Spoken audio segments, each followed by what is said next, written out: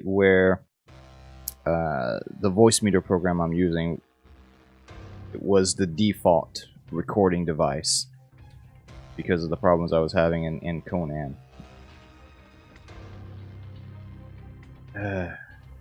Alright, anyway.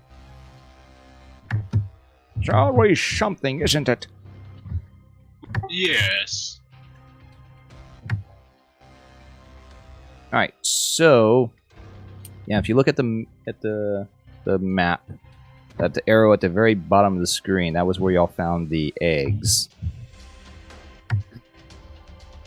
And y'all traveled the little twisty-turny pathy, following the guided map of the handout that Kato had, and you ended up where the token on the map is. That's where you found the glass pyramid, and did some salvaging of it, and then met a Yavok that had some sort of device implanted in the back of its skull and seemed to have been controlled. You had heard a voice while you were salvaging that told you that you were being watched, and that was when around the time the Yavok showed up. And I believe that Corvin had tried to read his mind and didn't find much of a mind, but he did hear a name of the Naxus. And that's where you all left off. And before the audio issues, we were trying to figure out how long we had stated that y'all had been traveling. So I'm trying to determine whether or not y'all need to camp here, if it's been one full day yet or not. I think it's been like 8 hours or something. We started in the morning, and then we've been only traveling and traveling. We had 2 encounters so far. Okay, so yeah, you're free to move on if you don't desire to rest.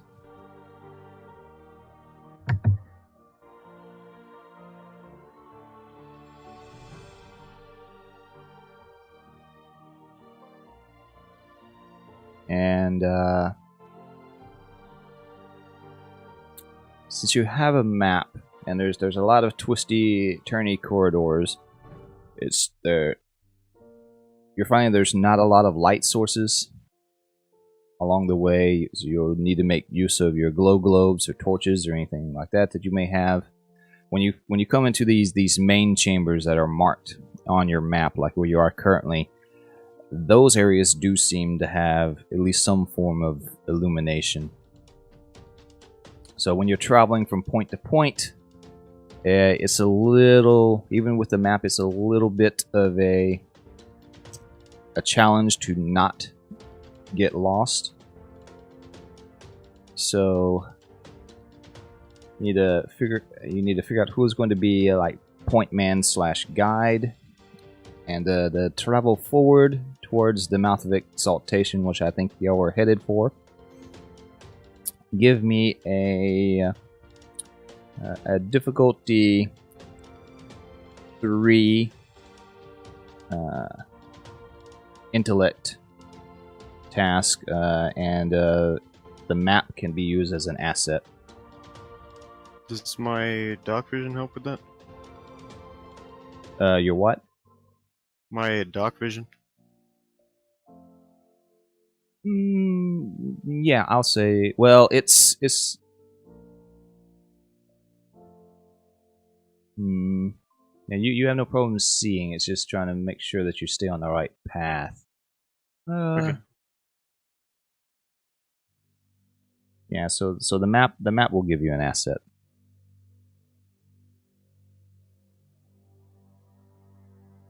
Okay, no worries there. You're able to lead the group through the twisty, turny corridors, going up some steps, finding some. Let's see. I don't know if y'all came across any elevator-like systems before, but basically you find a couple of rooms that end up in like a little small box that has some glowy panels. Interacting with that, you're able to enable it. It almost seems most of them seem to work automatically. Like there's not even buttons that you push, but there's like glowy panels, and you come in and it like scans you, and then you feel the floor shift. So you're steadily going higher up into the Jade Colossus as you traverse, following this map. We are familiar with elevators. Yeah. And the An lady, elevator in the castle. yeah, With, the lady of Cinderella. the veil, or whatever her name was. And I wanted to make sure I wasn't remembering the previous group of adventurers I had led the campaign on. It starts to blend in after a while.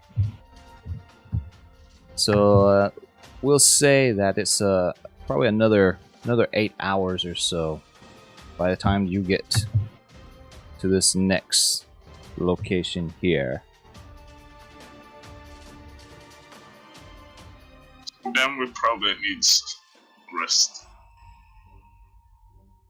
Okay, and when you approach this, like I said, it starts to the chamber seems to recognize your presence, and it lights up, so you can turn off any form of illumination that you're having to use.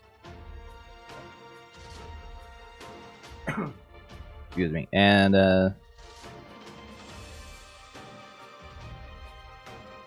this chamber, it's rectangular in size. It's probably about 25 to 30 feet long, and it's stained with long black smears of some substance that kind of looks like grease.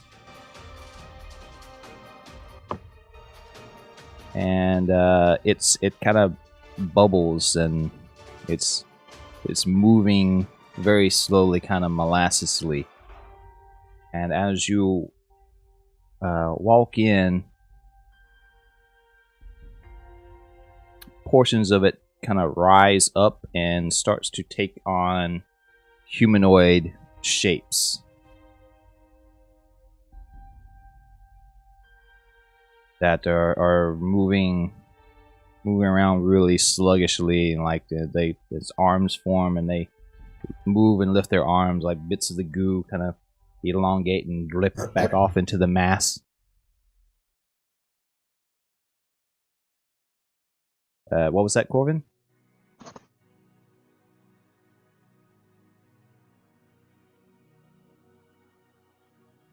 I didn't. Do they seem aggressive?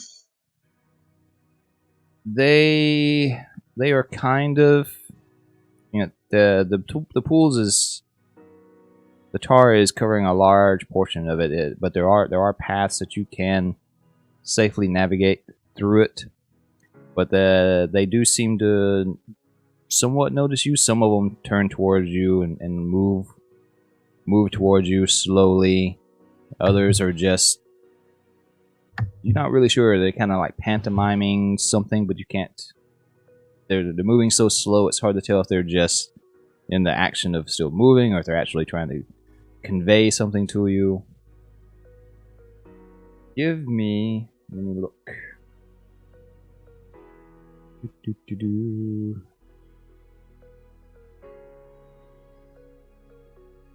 Give me a perception check at level 4. Alright.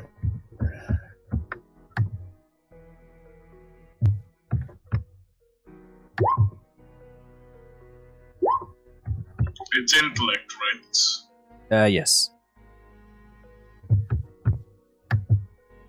Where'd mine go? What difficulty? 4. Sorry, guys. I can't hear mine going. Oh, sorry, what kind of check is it again? It's perception. Intellect.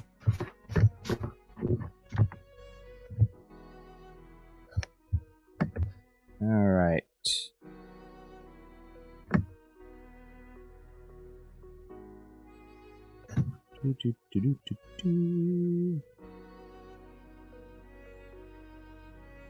Okay, Quats, buddy.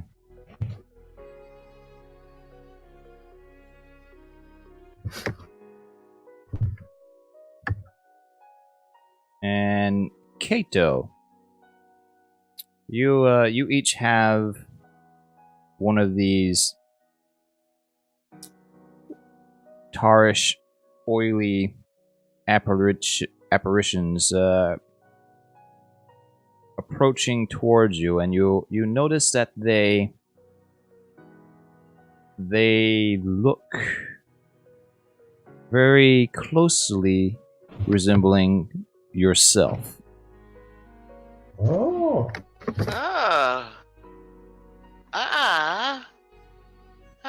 Is there anywhere just to get out of here?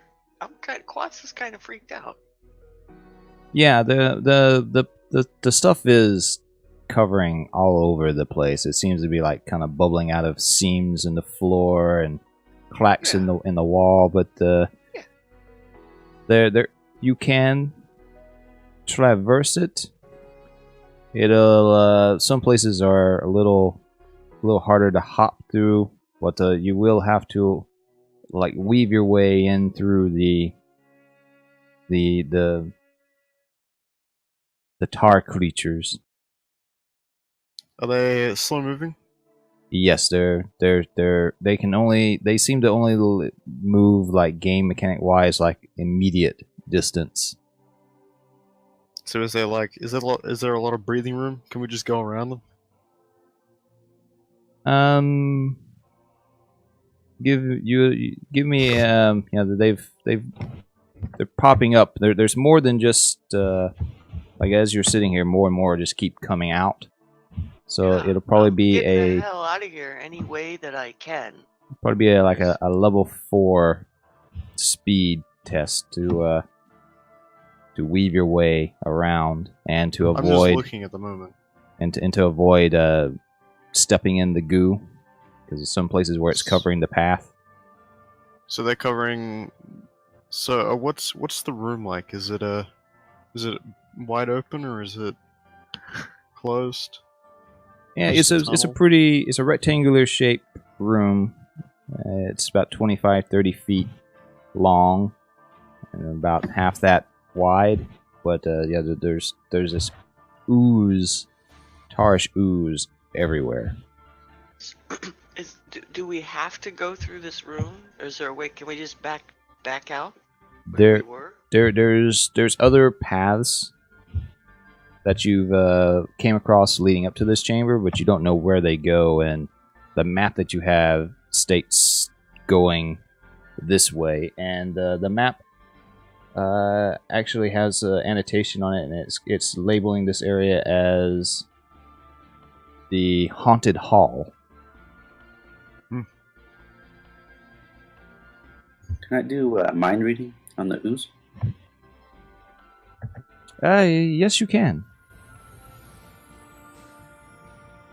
Does it require a roll, or is it just automatic? It's up to you. Depends on the intelligence of the ooze, I guess. Let me verify the notes. If it's severely stupid, then probably not. You're not getting any sort of mind to grasp on. I'll scan it.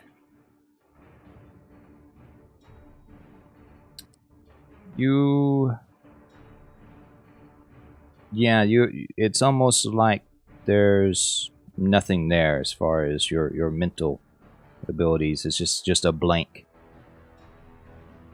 But you can definitely smell, see, and hear that these things are physical. But you do get a sense of something mechanical in the floor. And give me a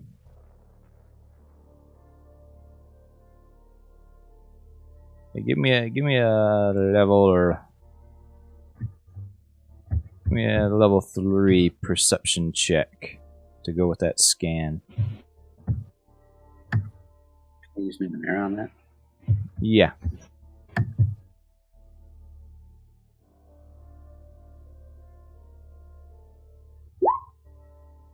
Nope.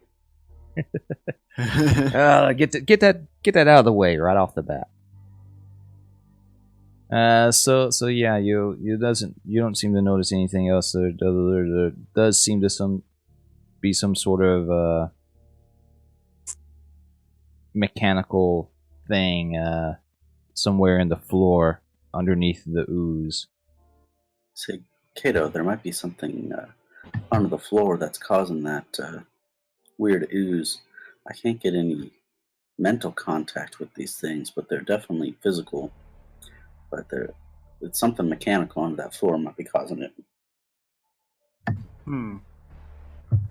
I want to get an insight to see if there's another way forward, or is this the only way? This does seem to be the only way to stay on the path towards your ultimate destination. I will take out a torch and light it and throw it into the middle of the room. See if it illuminates anything. So it could be methane, correct? Yeah, well, you,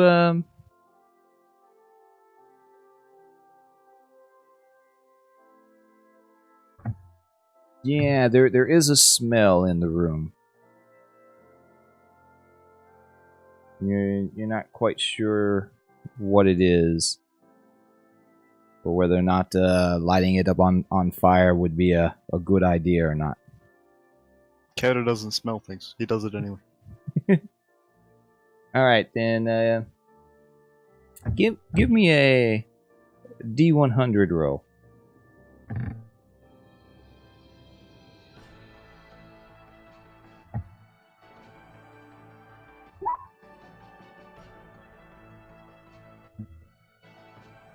Okay, the torch goes through the air and it ends up landing in a pool of the tar and gets submerged under it, and the fire gets snuffed. It doesn't seem to catch. It doesn't light at all? No. Okay, I light a glow code and do the same thing. Yeah, the ball sticks, and it does put out a little bit of light, but it also gets dragged underneath. And if you're trying to I'm trying to see around. give me a everyone that's trying to find what Corvin was talking about, give me a difficulty 3. I believe what I said Corvin's was a perception check. Alright. Ooh, that's 17. Okay, so yeah, you see that there's in one of the pool there's slight antenna looking, some sort of metal synthetic device that is kind of barely poking up out of the ooze with some faint blinking lights on it, and it's where seems the majority of the tar creatures seem to be showing up from in that general vicinity.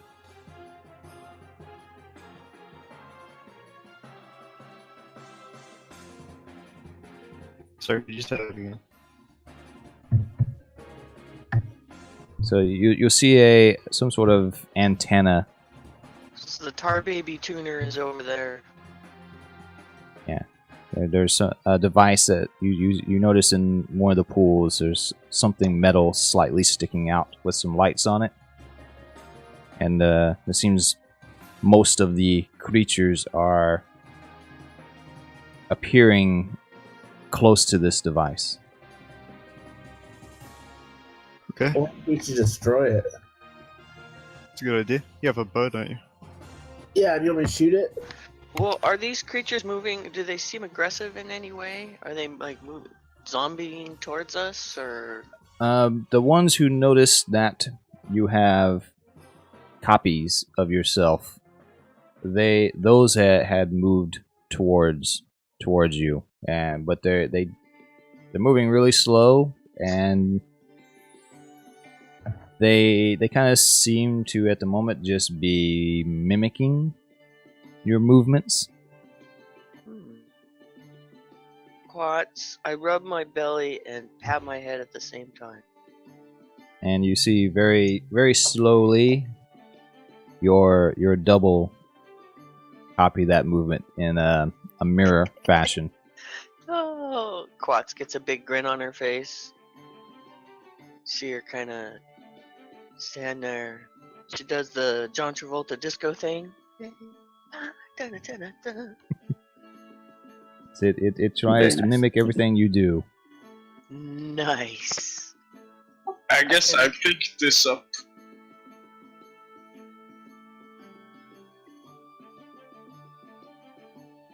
What was that, Ferrum? I guess I picked this up when when it's mimicking bots. I failed the perception check. Oh yeah. You see it copying everything Quats is doing. Is there so there's I just proceed slowly across the room to try and get through it. However, being Quatsi as I am, I'm doing it in the manner of a silly walk.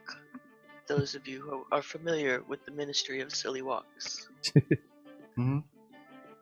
So I'm just kind of silly walking across the room, trying to get out. And I'm while I'm doing this, I'm of course keeping a very close eye on my tar double.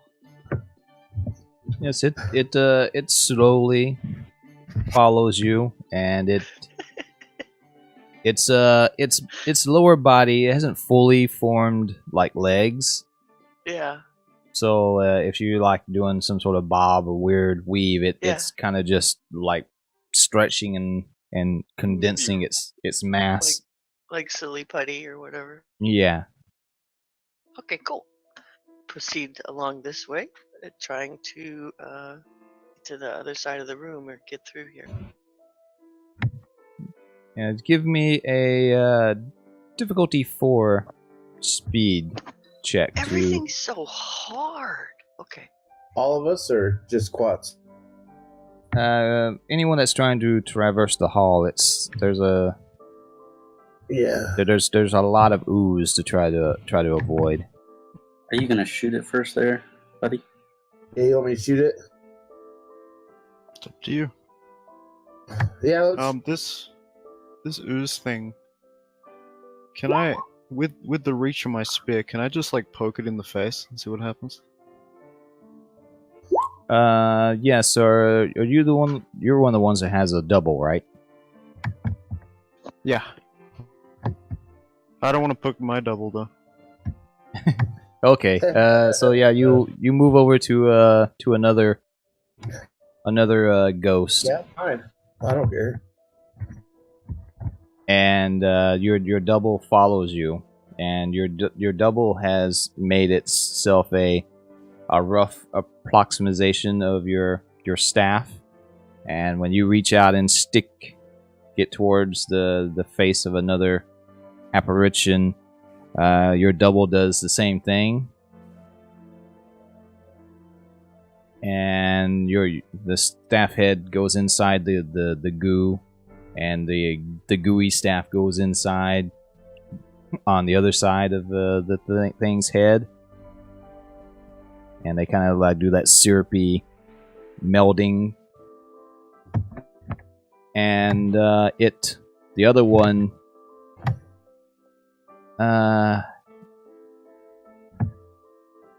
it shudders when you touch it, and it wasn't paying you any attention before, but it kind of like rotates in a very weird, liquidy way to approach you. Does the is it like sticking? Is the spear like sticking into it, or is it just like free? Yeah, you do get some resistance if you try to pull the staff back. I will attempt to remove it, and then move away.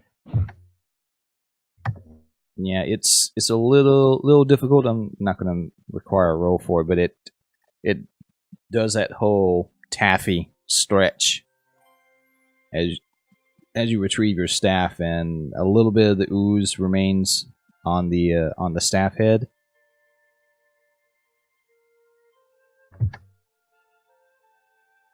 And okay, I want to make sure Buddy hadn't attacked yet. No, I don't think so. And when you prodded it when you prodded turned towards you, and it's moving a little faster. It's still slow, and it's What's the ooze on the stuff?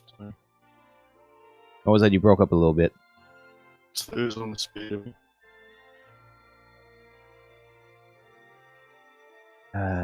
It still broke up a little bit for me. What did you say? What is the ooze on the staff doing?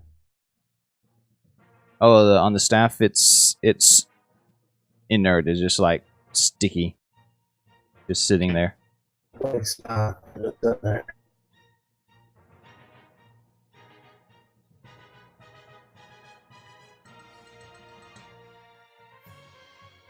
And give me, Kato, give me a difficulty for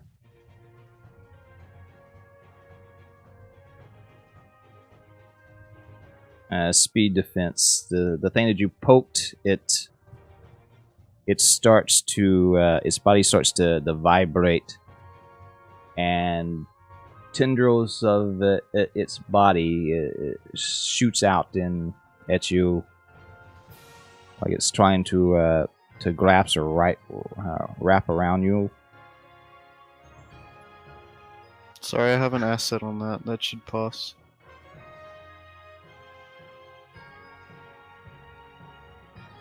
Okay, so yeah, it's still a little slow, but then you're able to step off to the side, and it misses you. But it does seem to be approaching you, and your double also turns towards you. And I want everyone. I'll do this for Kato. Take an XP and announce someone else that you want to have an XP. Quats. Thank you, sir.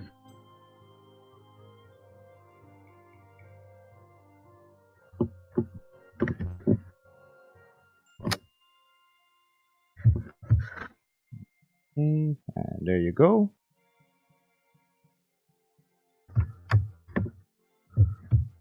And let's roll the initiative.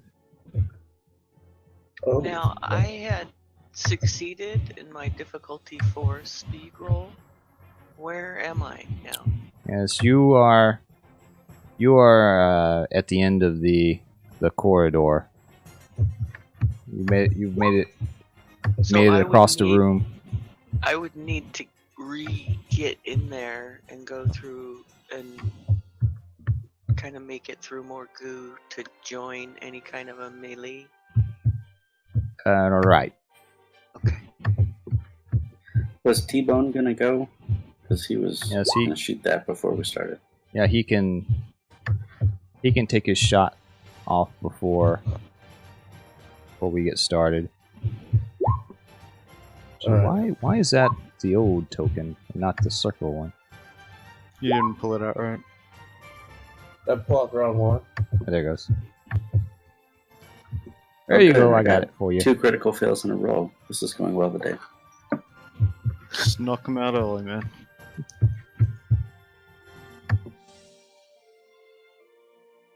Alright, let's see. What would be a good map? But he rolled an 8. Yeah, I rolled an 8 originally. Unfortunately, I didn't have a time to get a good map going for this, so let me get rid of that for now. Quats Titan. There we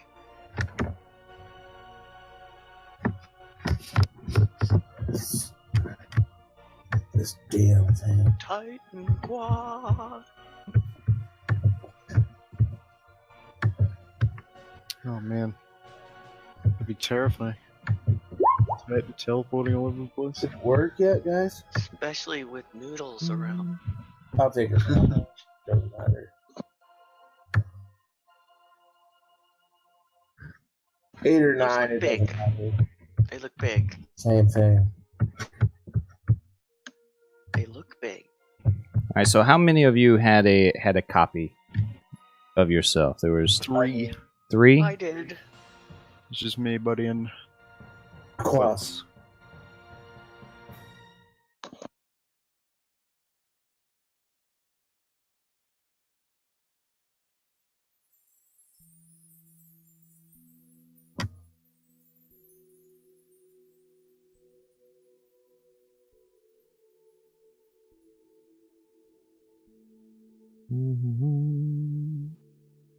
The first thing I'm gonna attack is that damn antenna, because that might create more. but he should have an 8 initiative. Yeah, 8. He rolled 20 first. No, he No, rolled I an rolled- 8 first. I rolled an 8 a long time ago. Okay. Alright, Yeah, let's- 8 or 9, it doesn't matter. I don't know how successful we're gonna be in fighting tar monsters. Yeah, I don't. It's gonna be pretty tough. Maybe we should just run. You know, that's not a bad I idea. don't really have any intention of fighting him.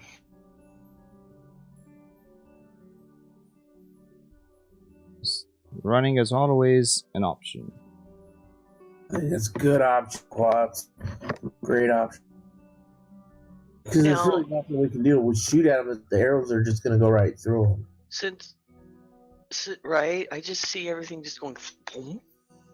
Try hitting that and antenna. having and having copies made of it. Exactly, you'd have to hit that antenna probably. Yeah, that's what I'm thinking. And then, but then that just might send it off wonky, and it could make all manner of creatures. Huh? It's worth a shot. What do I see from where I see this battle kind of shaping up, but I'm on the other side of the room, Misar? Yeah, I'm gonna put somewhat of a battlefield up over here, Okay. and then a place you where y'all should be in relation to the creatures. Most of them don't seem to be messing with you or paying attention to you. The ones, and y'all keep up with this because it'll be important if we actually get into combat. The ones that did have mimics. Well, Are, look, they do what we do, so let's just all dance. The guy tried Yeah. to hit me. We got 3 mimics. Those of us, I just start. So my mimic, I hug myself, kind of straitjacket style. Alright, so let's I do like the hallway that we're in. let's do this to help me remember who has a mimic. Add a little colored dot. Let's see. Add a purple colored dot to your token. Alright, no problem.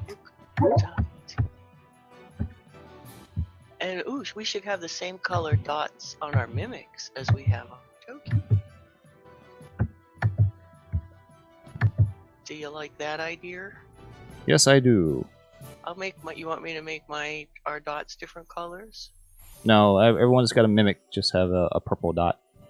Okay.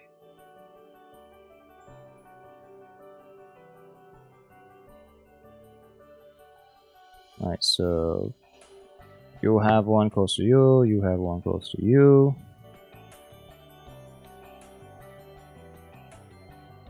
And the rest of you can put your tokens wherever. There's an extra guy over there. And an extra guy over here. Oh my. Oh my. Oh my. Wouldn't that normal one be between Kato and his mimic since he poke one? Which That's what was the buddies. Is there a chicken mimic? Okay. No. No chicken mimic.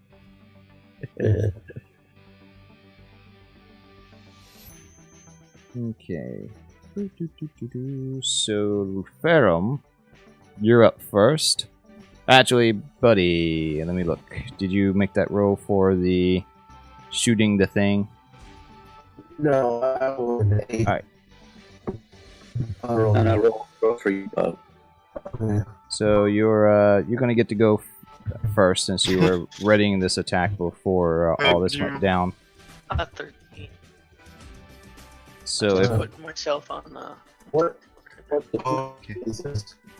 You might want to shuffle or sort the initiative listing. Squats is on the board now.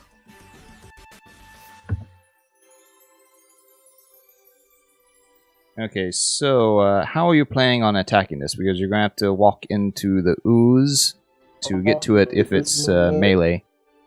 And then You I'm gonna should- arrow at a bow. What this coffee would be to hit that thing would be like a 5. The audio is breaking up really bad for me today. Is he coming in clear for you, or is it on my end? Yes. It's clear for me. Yeah, it's clear for me too. Same here. I'm gonna shoot with my bow. You were breaking up from before.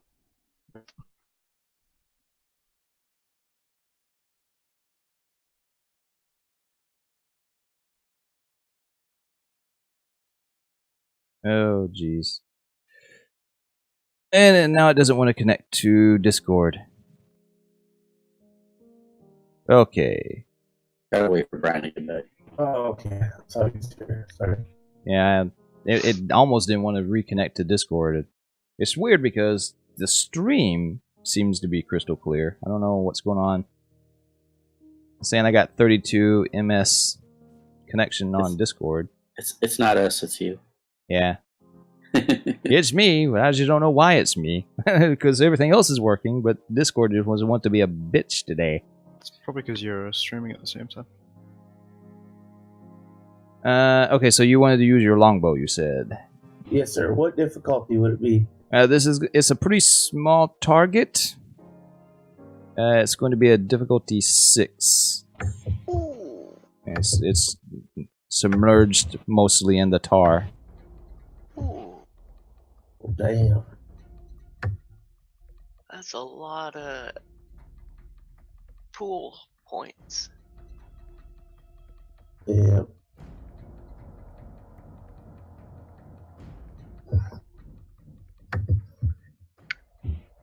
So in the meantime, Quats is over on the other side of the room, just kind of playing air patty cake about 5 or 6 feet away from her double. Doing like pantomime in the mirror stuff. Which one do I roll? I totally forgot. Let me look at You your might, wouldn't it? for the range attacks, it's speed. So you Okay. should have. Yeah, Your longbow is set up, so just roll where it says longbow. yeah, you already have it set up under speed. Alright. Did it go?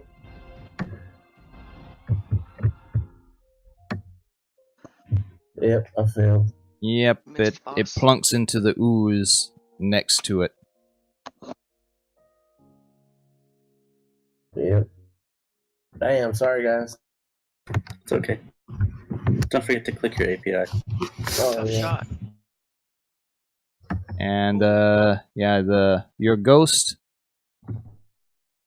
it's not mimicking your movements anymore.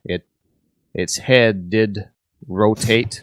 Its body stayed where it was, but its head rotated, almost like horror movie style. Just turned back to the direction of the device, and watched your arrow slink into the ooze next to it, and it just continues rotating all the way back around to it's facing you. Yeah. And it seems to shift its demeanor in a more aggressive stance. Oh. And the rest of you start to notice that as well.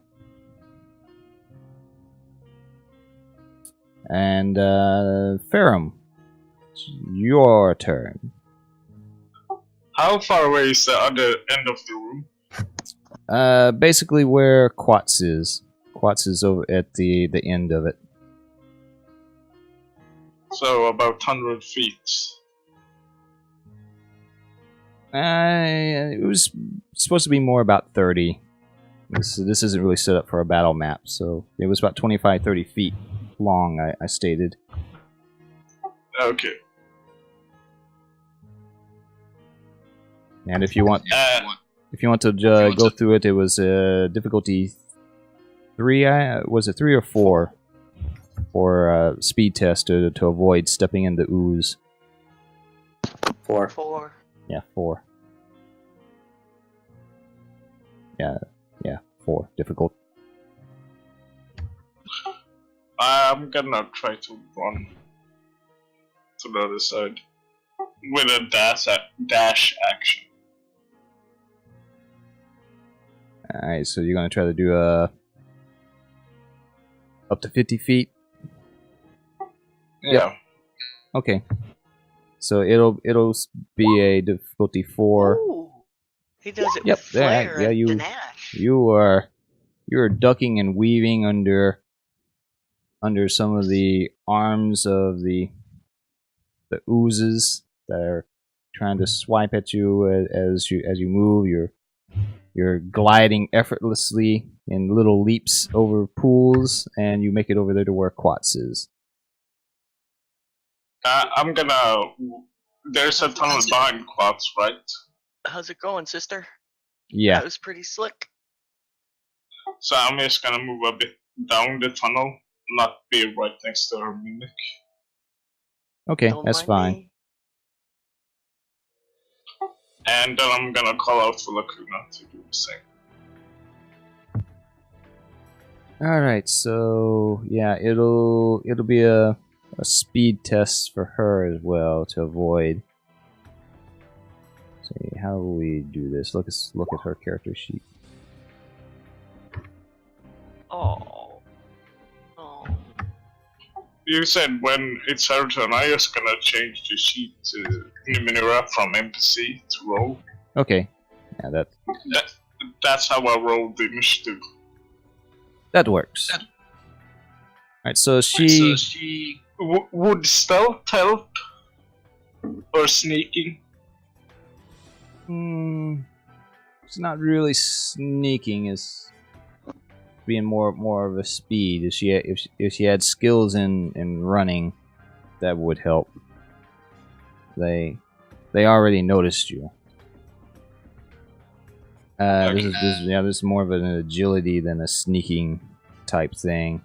So she gets it about halfway to y'all and gets steps in the tar and gets stuck for this round. No.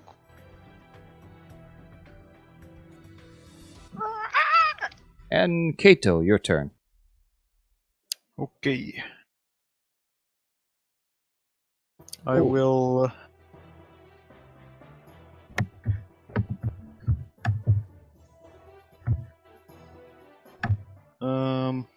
I'm going to, I guess, move to the exit. Nothing better to do. Yep, this will be a difficulty 4.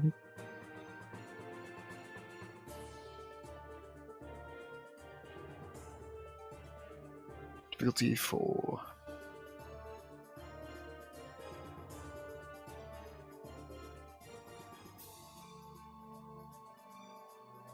Nice. Oh yes, no problems at all. You don't get stuck, and you're able to dodge and All that weave. speed. I could have just fast step. Oh well. And Quats. Hi guys. So is my mimic still mimicking me? No, they've stopped mimicking, and it's turned towards you, and you see its Or surface it's is menacing now. quivering a little bit, kind of like what you saw, how that other one attacked Kato. You see little bulbs of tar bubbling and protrusions coming out of the skin over its body. Hasn't attacked you yet, but it looks like it's getting prepared to. So Quads just kind of goes, ew, and backs away. Ew, that's yucky. Ew. All right, and I'm gonna T-Bone. back away what I perceive as a safe distance, since I don't, I guess, know what's beyond me in the hallway. I at least want to be behind the robot with the big stick. Yeah, so this is where you are on the map. So you can see that it's a long corridor Yeah. going off for quite a ways. So you Okay. Cool. I'm don't gonna see any back other down exits. that long corridor away Yeah. from the ewy thing. Ew. So you use your dash action. Well, I don't know that I need to go that far. Oh, otherwise I don't want to go 100 feet away from you guys. you can only go 10 feet from it. Okay, I will use my dash action. I can go more than 10 feet from it, however far I need to be behind you and Kato. Yep, it's pretty easy to get away from. It's slow moving if you're just trying to outrun it. Yeah, just kind of back away, walk backwards, going L. I guess T-Bone attacks. Yeah, I shot that little thing. I hit it. Okay, so you were shooting at the device. You did 4 points of damage. Let me look at the device thingy.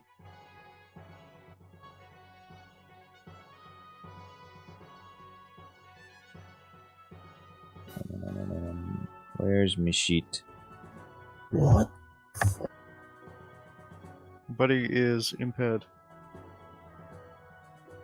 How did that happen? You're using effort. All your steps up. Oh. Yeah. Sorry, guys. Or he failed to recharge him during one of our breaks.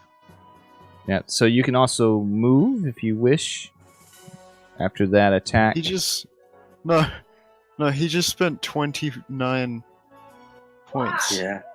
He's How not do paying you do that? attention to He his just use of assets and stuff. He's not clearing out his action. You know what I mean? His action parameters. I think you're using more. he just spent 29 points. Well, than He used 3 intended. effort on it. I think he knew what he was doing. he can only use 2. He can't use 3 effort. Yeah. But no, look at the Wait, class. wait. It says 7 plus Um, 24. Does he have 3 effort, or he only has 2 effort? He only has 2 effort. He should have 3 because he spent Yeah, one I of have his 3. yeah Then he he spent can use one 3. he spent one of his Oh, he hasn't written advancements. it down on his sheet. Yeah, he spent one of his advancements to give him extra effort, and then Oh. you get one. Do you get one automatically when you go to tier 2? No, I don't know, man. I just no, you don't. clicked to Yeah. shoot. Okay, so and yeah, it said, he should have only I have don't know 2. what the hell that means. I Yeah. spent to get extra recovery. Okay, that's what. No, you don't get an extra one for tier 2. No, It's, sorry. I was Yeah, he's tier 2. He spent the thing to get extra effort, so he should only have 2 effort. So for some reason it showed him spending 29 effort. Oh, 29 points from his pulls. Yeah, I don't know how that happened.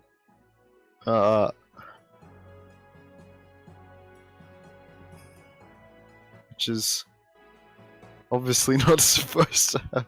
Yeah, And no. the He had, difficult rating it's was an set error. at 6. Oh, they are. Are they? It's a difficulty 6 shot, isn't it? Okay. hang on, I'll fix his points. Sorry, guys. I didn't mean to. No, it's not. It's Yeah, that's really weird. yeah. Okay, so his longbow, when he uses it, costs 2. 2 effort to use a longbow. No, 2, Okay, his points are fixed. 2 speed. That was Oh. 2 effort, And it has so a 0 Yeah, mod on it. I don't know why he has a cost on his. that's 3 effort, 3 points. Why should he pay to use his longbow? He spent Because 2 it's effort on it. Two-handed weapon, I think. I don't- did 2 effort, so I wanted to. I don't I think it's wanted supposed to take out have. that thing. Yeah. The medium or large, isn't it? He's practiced with like the medium weapons. Yeah, I don't know why he had a cost on it. Yeah, let me look on the thing. I think it was just a glitch because he used 3 effort when his sheet only says he can use 2. Glitch. So the sheet flipped out and was like, what? What? I'm Rick James, bitch. Wow. When you're trained in speed defense, didn't you have another one? I thought you had 2 tier 2 advances. That's what I thought. You only have 1 listed. There's nothing listed in equipment about having to spend cost for a bow. It's Yeah. very strange. Don't worry, I fixed it. He's all good now. But I believe he's still hit. Oh, Hey, yeah, roll. he rolled a 12.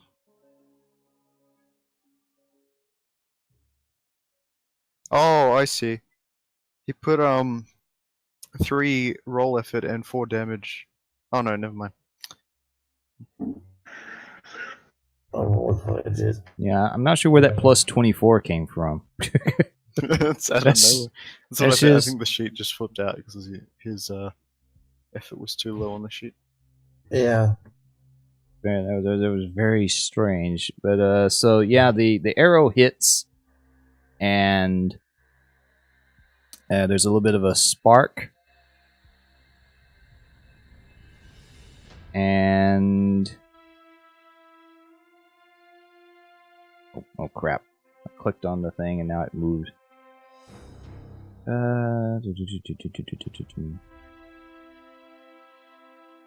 And so yeah, there's a little bit of spark, and the antenna, the metal thing sticking out, bends, and your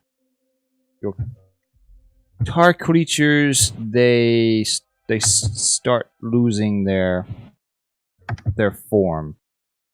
They're still there, but their arms are kind of melding back into their bodies. They're looking less humanoid and more just like lumps.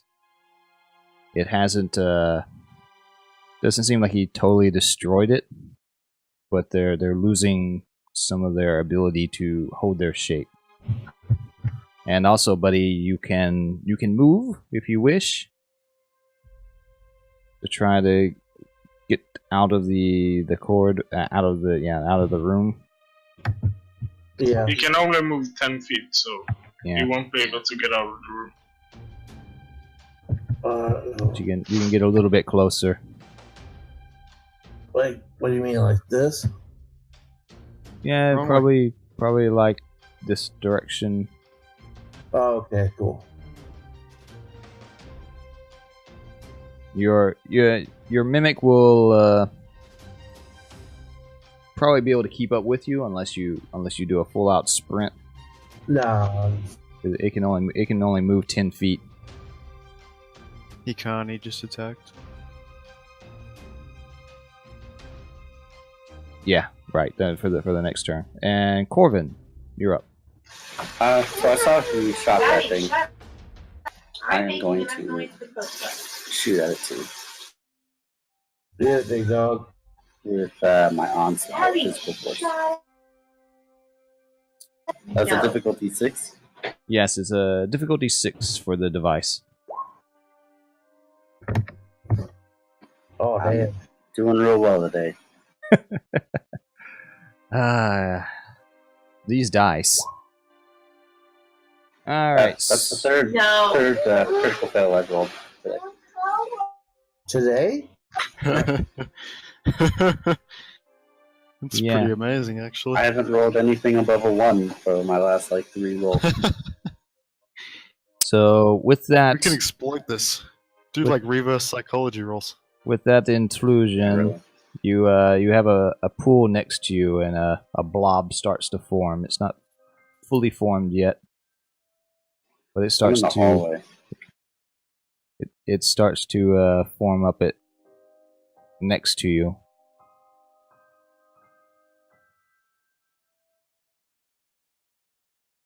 And I move away from it. Then Get it. okay. I don't know So how big the hallway is, but yeah, I'll move away. towards the rest of the party, or back the way you came?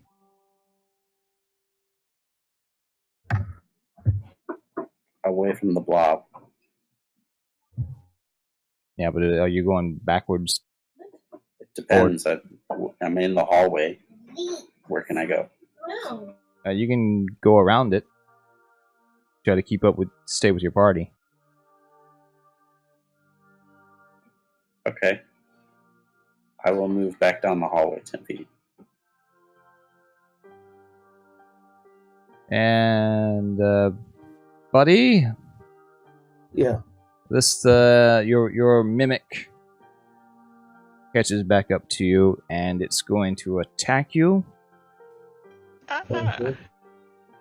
Well, bastard. So Oh. this one, let's see, it started to lose its shape, so let's go with a difficulty 5 speed defense, as all these little tendrils shoot out of its body at you. Oh my. Yeah. Oh, so close. Yep. Okay. Look at the tar creature sheet. You'll take 5 points of might damage Alright. as the tar just they kind of go into little sharp points and try to stab you. There's a whole bunch of little pinpricks. Your armor does stop this, so any armor you have, subtract that from your damage. Alright. Yeah. And it leaves little tiny globs of tar on you where you get stabbed. Yeah. Don't forget you have that armor flesh +2. So you have at least 2 armor. Yeah, I got that. And the other creatures just kind of slowly move towards you. None of them are able to get close enough to really attack.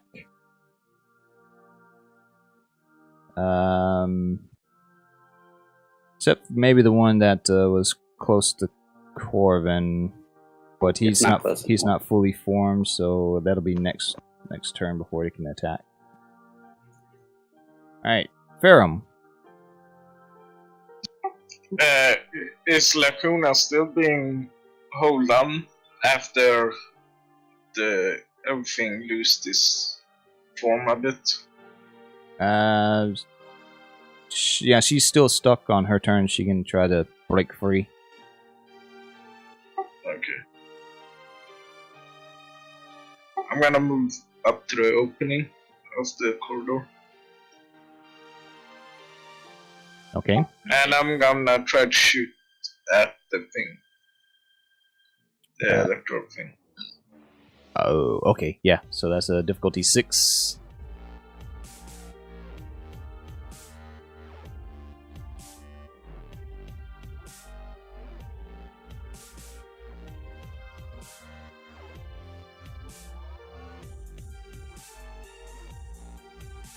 Yeah, it just hits the tar next to it.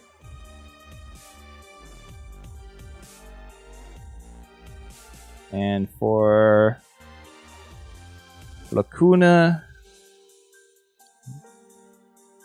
this is going to be a... We'll just keep the same speed test. It probably should be a might to break free, but this is going to see if she can get the rest of the way to you. So it'd be a difficulty 4 speed. See if she can get enough oomph to break free and get through, and she does. Now she's next to you, Ferrum. She covers down behind me. Just take it first. Being slightly on this creature. Give it a extra boost.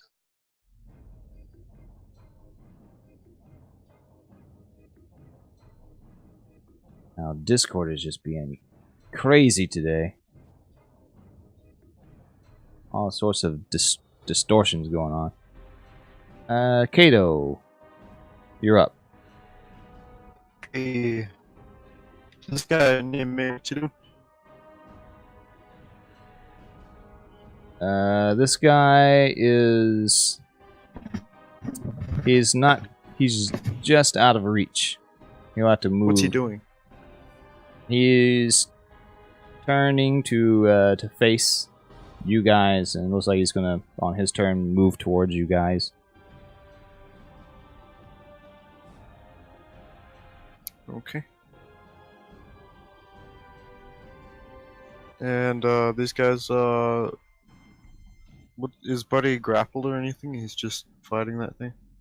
No, he's not grappled. It just tried to spear him with a whole bunch of little puncture wounds. Okay. I will take out a spear and throw it at that one. Okay. Try and slow it down. So that will be a difficulty 4. Yep. Difficulty 4.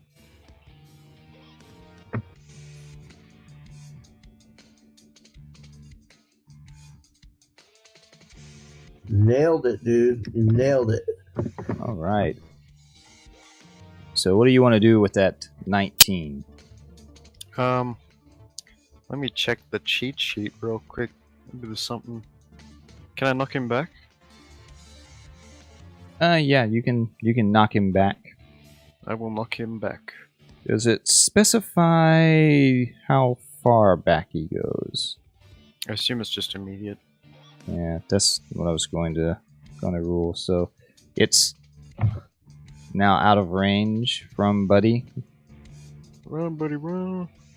Run, buddy. Run. And Kato. I mean, Quats. I'm gonna step here. Alright. Shield up.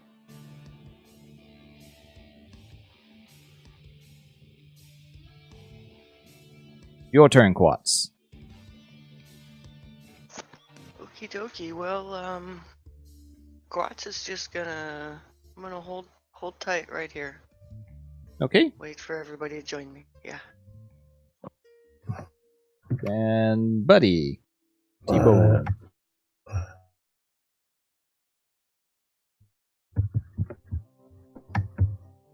You can either make a mad dash to get through the thing or do some sort of attack. I'm gonna attack that antenna.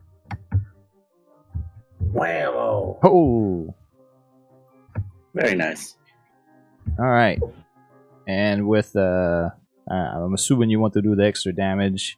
You're able to snap off the metal thing, and all of the lumps go back into a puddle state on the floor, and don't seem to make any more movements.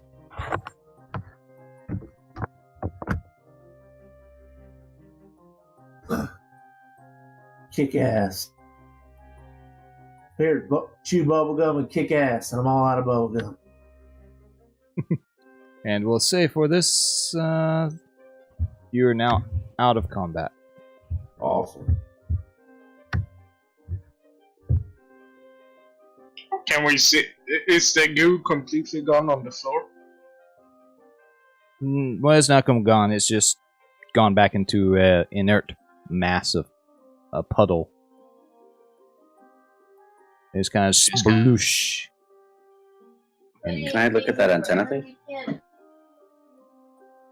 it will be a difficulty 4. Let's go with might. It's sticky. You want to go out there, out into it. Yeah, I got a lot of might.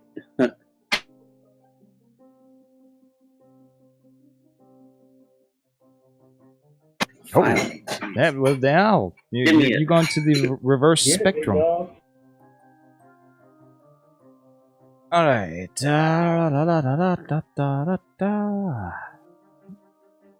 Alright, you're able to trudge your way up to the device, and you'll have to Good idea, Fair.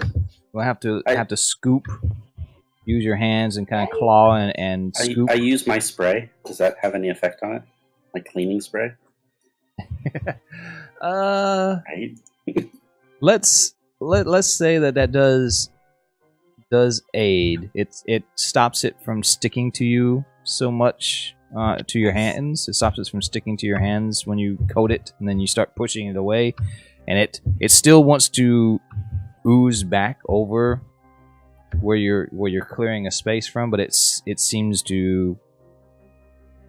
It's not going as quickly. It's slowing down the reformation of where it wants to go, and you're able to uncover this device, and it's now a broken bit of a metal spire, and there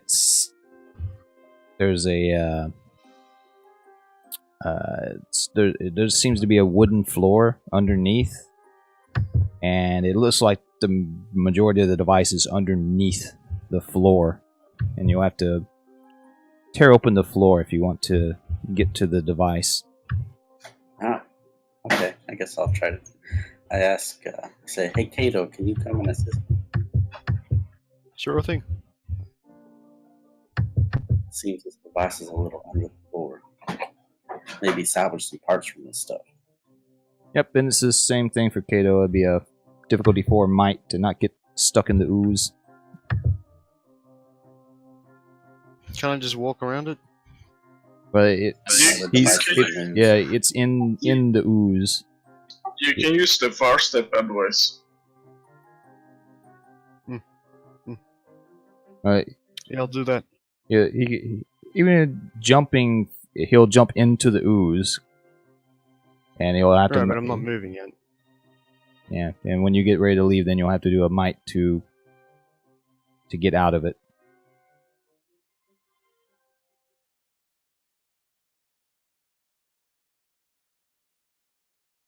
Okay, so it'll be a difficulty 4 check to break open the floor to reveal the device.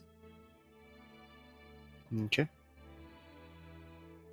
Are we assisting each other, or how does that work? We just each roll it? One person will roll, and the assist will grant whoever's doing it an asset. If I use a crowbar, will that make it easier? We'll count that as a second asset. I will assist Kato then.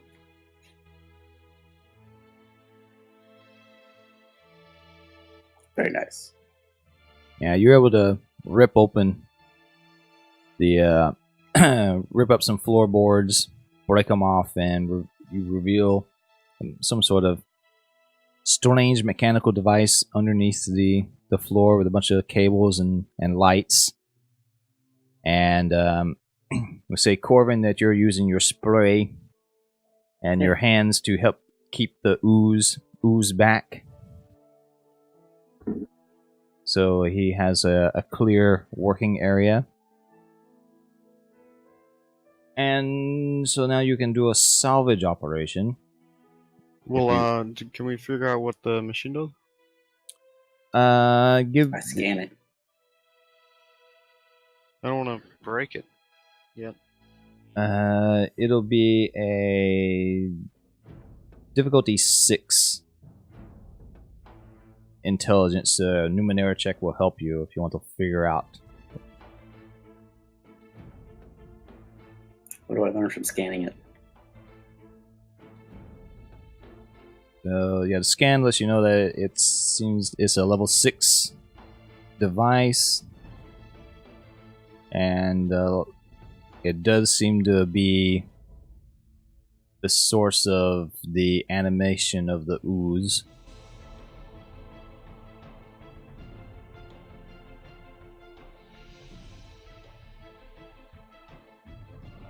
Okay, let's salvage it.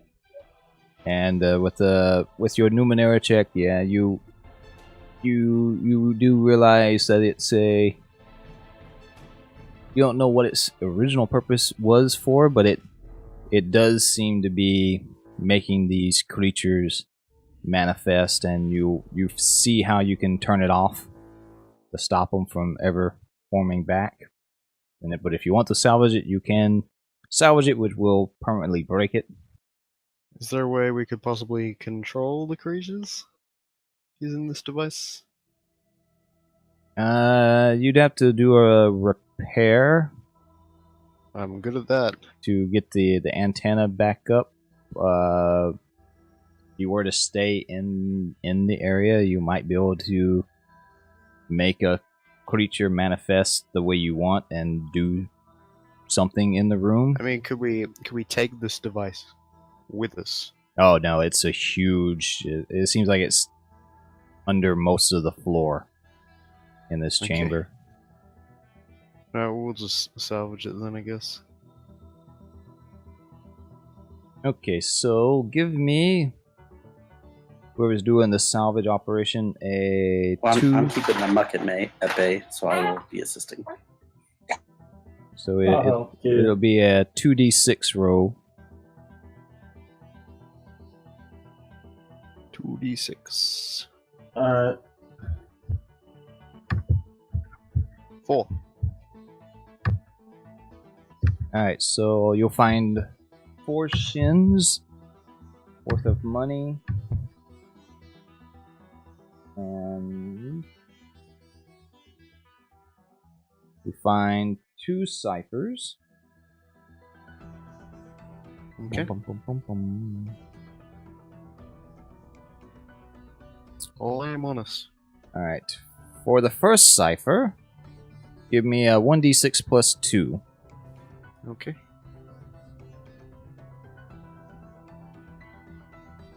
And so this is a level 5 cipher. It's... Yep. And for the other one, give me another 1d6 plus 2. Alright, and that's going to be a level 7. Okay. So if y'all want to take that and then get out of the ooze, then you can spend some time safely investigating these ciphers to figure out what they are, because you have to do a Numenera check. Yeah, that's fine. Yeah, I will grab Corvin and fast step to safety. Alright, there'll be a difficulty 4 might check to break out of the... I rolled a 20 on that first one. Do we get anything extra? No, that was just to... That was just to safely get there, but now you've been standing in the muck a little bit, so it's formed around you. And you were actually kneeling down in it. You're able to use the spray to keep it back with your hands where you were working, Good. but you're stuck in it. Alright, yep, so you're able to and pop both of you out. Very I nice spray him roll. down with my spray to get the muck off, and I spray myself.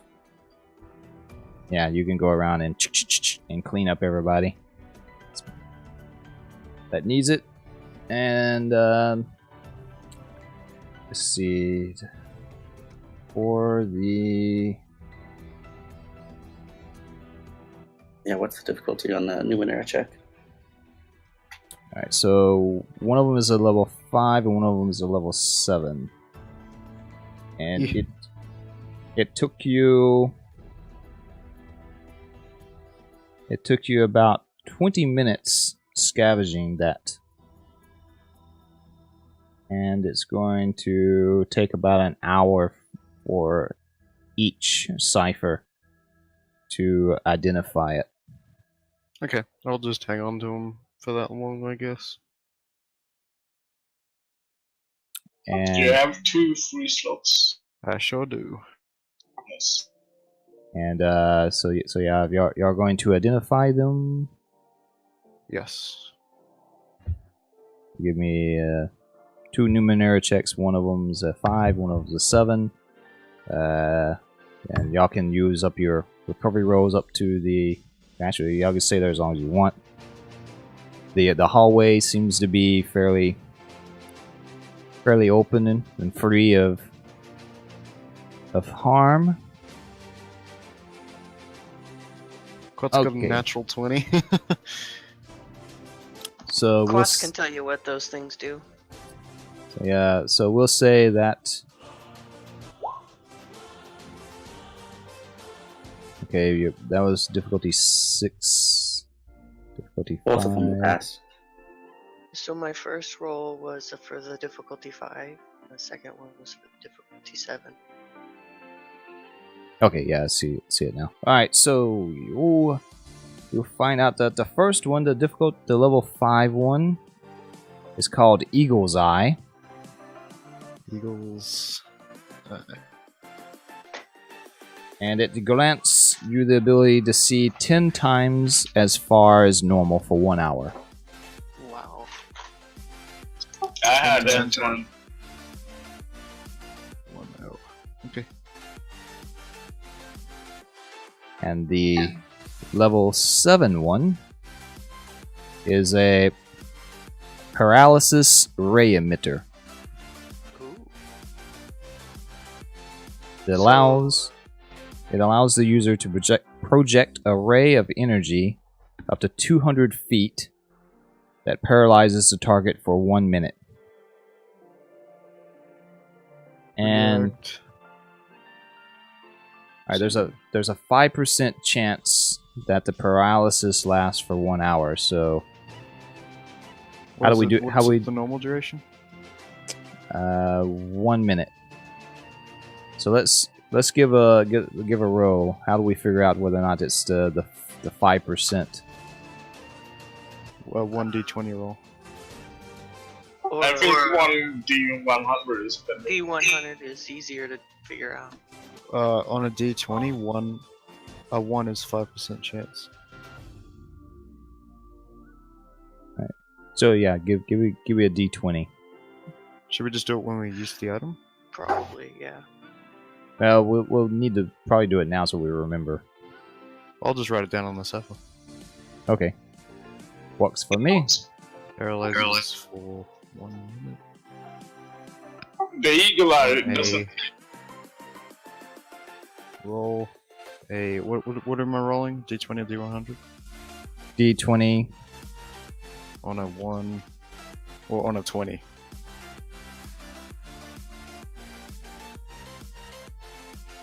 On a 20? Okay.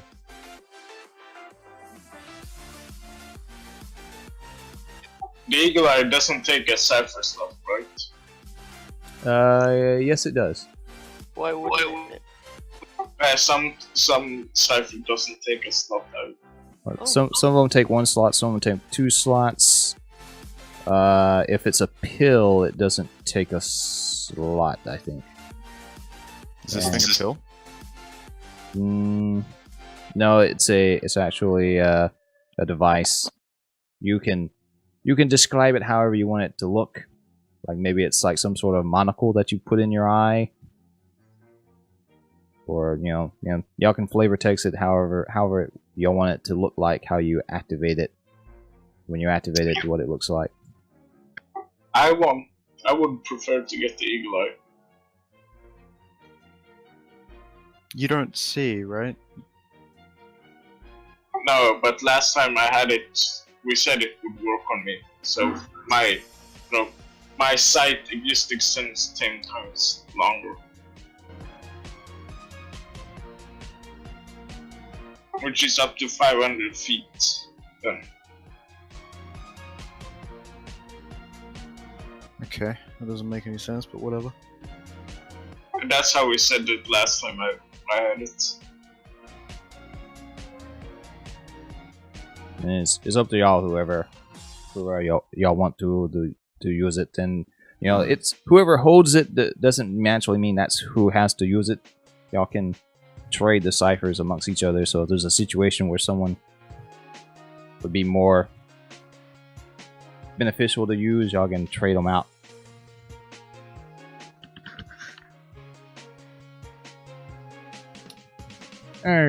So those are your ciphers. You're out of the goop. You're out of danger. It's been almost a full days. I figure y'all are starting to get a little bit tired. So if y'all want to, y'all can go ahead and rest for the day.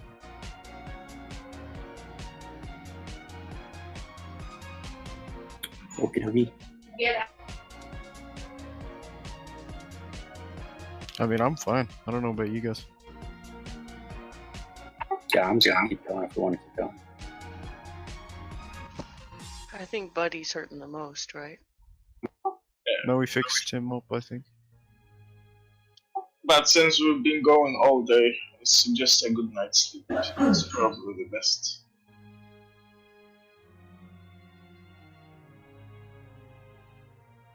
Yeah, it's up to y'all. If I y'all will, make a repair check. Yeah. if y'all want to continue on, y'all can probably like get up to about here-ish or so on the map. By the time you'll need to find some place to camp.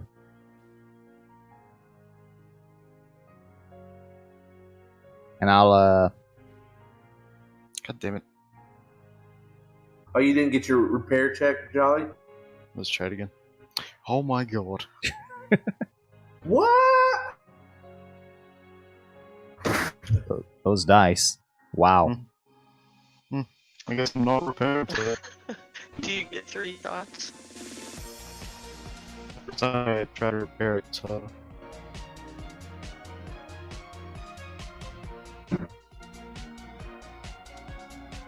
Okay.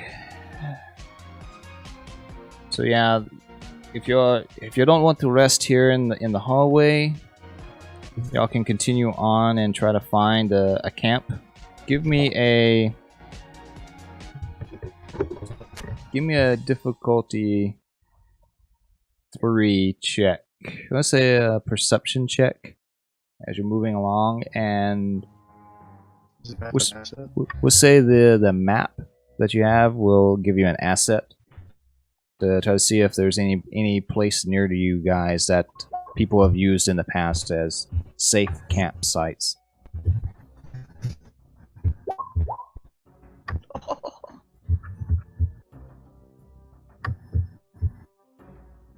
Okay, so Buddy, Yeah. the T-Bone, the great tracker that he is. No, I think there's an issue there, right? Is it? Oh, you applied 2 effort, that's why, okay. Oh shit! I keep adding that. Oh Did well. you not mean to? No, I didn't mean to do that. I might not have made it. You don't have to, buddy. I got it anyway. Alright. Cool.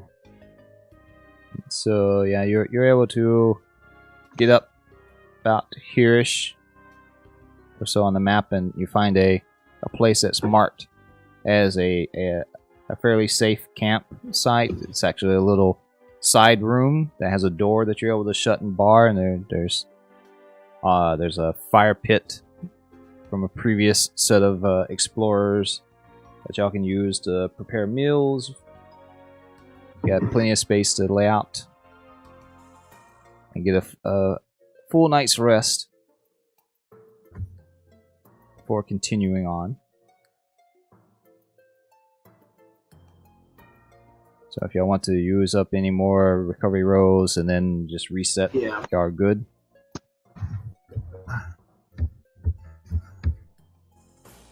Did we sleep for the night, or what are we doing? It's up to you if y'all want to stop there or keep going, but you are getting pretty tired.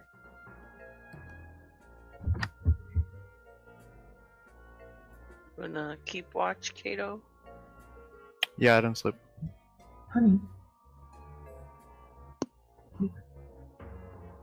Do you play us like lullabies or No, music? I've sold. I had an oddity that gave you pleasant dreams, but it's been sold. Yeah. You sold our pleasant dreams, Kato. Mhm. What'd you get for them? I think it was like 10 chins. The device made you dream about eating your favorite food. Oh, noodles. It's gone now. Dreams No more of noodle noodles. You wake up really hungry, excited for breakfast every day, every time you used it. All right, so there's no complications during the night. You're able to get your full rest, and it will.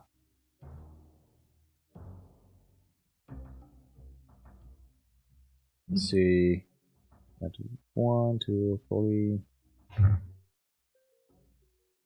It'll probably take a couple hours to get to the next spot on the map. Is there any sense of day and night where we are? None. You're just basically going off of your body. Just time. Okay. Yeah, just when you're feeling hungry or when you're feeling tired from exertion. You seem to be deep inside the Colossus. There's no windows. There's just corridors and rooms and darkness. Okay, so no natural light refracting through the jade or any. No, not at this time. We're so. Just the little lights on Kato. And our glow globes, torches. Alright, so these arrows here, I don't really like the way they've got the map. Since this is just this one big vertical shaft, kinda. I'm actually gonna say that this one starts here. And We don't know what that is. And Yeah, so you could say whatever you want. We're basically theater of the mind right now. yeah, so it only takes about 30 minutes to an hour or so traversing this bit of a shaft going up here is actually like a stairwell. So you got several flights of stairs just going up in a spiral pattern. Quatch tried to ride the chicken. And once y'all get up to here, the corridor ends, the hallway ends in a metal double doors, and you have a beam of light shoot out and pass over the first person to walk towards the door, and the doors slide open, and it's another elevator-like little room. It's a little box of a room, very similar to some of the others that you've seen while in the Jade Colossus. In we get. And when you step in, you feel the ground shake and rumble, and it zips you up to about here. And then the door opens and reveals a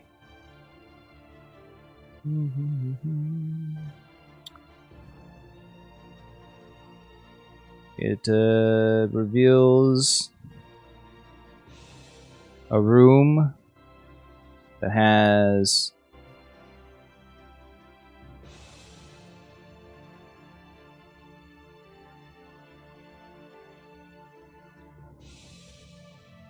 It's full. It's filled up with this ancient device. There's a bunch of spinning cylinders and crystal shards, and you're hearing something that kind of sounds like singing. And there's lines of yellow and purple energy that are snaking from the machine and into the far wall where part of the device is embedded into it. Can I do an investigation check, Numenera?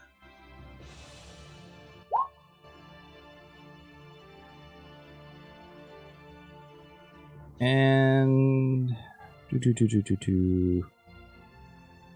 here, let's see, investigation check. This will be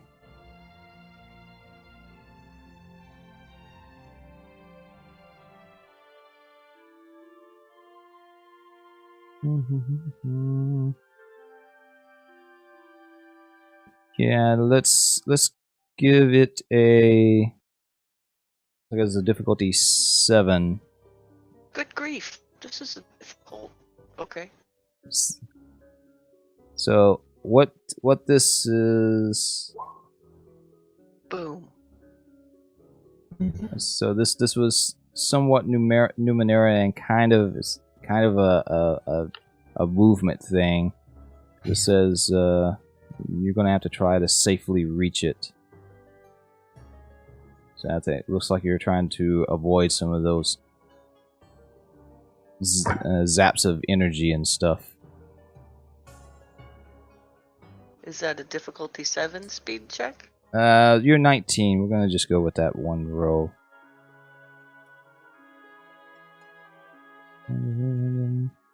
So as you weave and slide around the crystals and the sparks of blink. energy, As I blink by, blink, blink.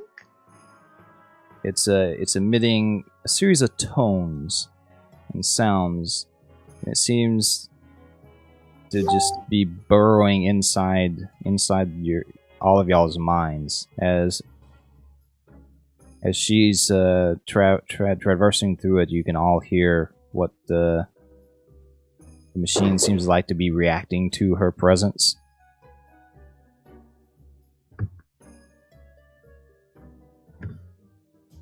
And it's kind of like when you get one of those catchy tunes on the radio that just gets stuck in your head and you can't forget it, and you find yourself humming it. YMCA, it's fun to stay. CA.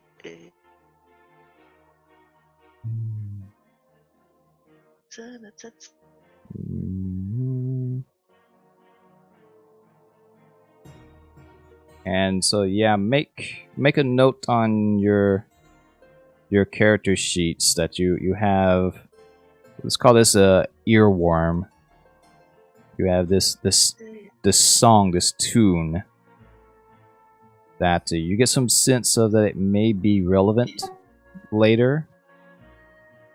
You got this tune stuck in your head, and you seem to be able to pull it up at will when you want to hum it. And you find yourself while you're in this area humming it because the sound is constantly going on while you're in here. What's it called? This is a song that never ends. It goes on. Are you guys hearing that too? What's the area called?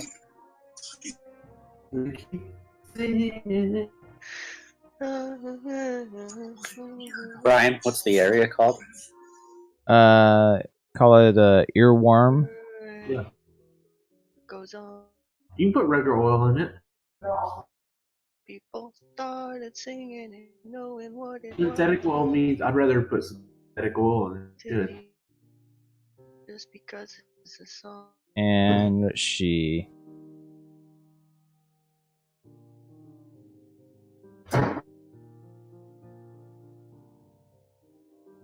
And Quats. Yes, sir. You've moved into the into the room. I'm assuming everyone else is still in the elevator or just outside of the elevator. So take 1 XP from me and announce someone else to receive an XP. Corvin. Thank you. So if you want to steal an XP Quats, you I steal. click on that 53. As it goes on. There you go.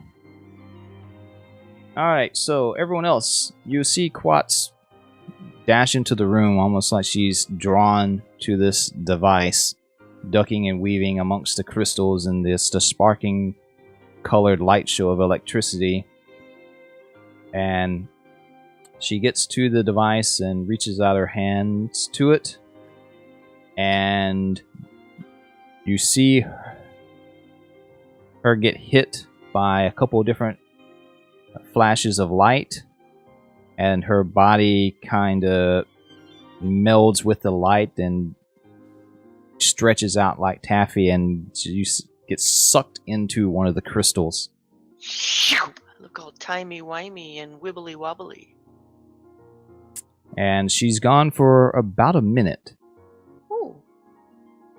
And then she gets spat out through another crystal. Actually back out, back at the front of the chamber by the elevator. Ooh. Huh. And Quats, you have now moved down 1 step on the damage track. What's that mean? So if you open up Means you're your... no longer healthy. You are impaired. Yeah. Congratulations. Oh, well, that 19 didn't do me any good now, did it? Okay. He GM intruded you. And gave you some XP, and so you're now impaired. You click that circle there, and Do I actually have to give up points to reach impairment, or am I just impaired? Yeah, you're just impaired for now. Okay. Till you do a rest, and you feel a scratch. You feel a little bit of a pain and a strange sensation on your throat. And if you reach your hand up, you see that you've got something metal sticking out of your throat. Some sort of synthetic metallic nodule.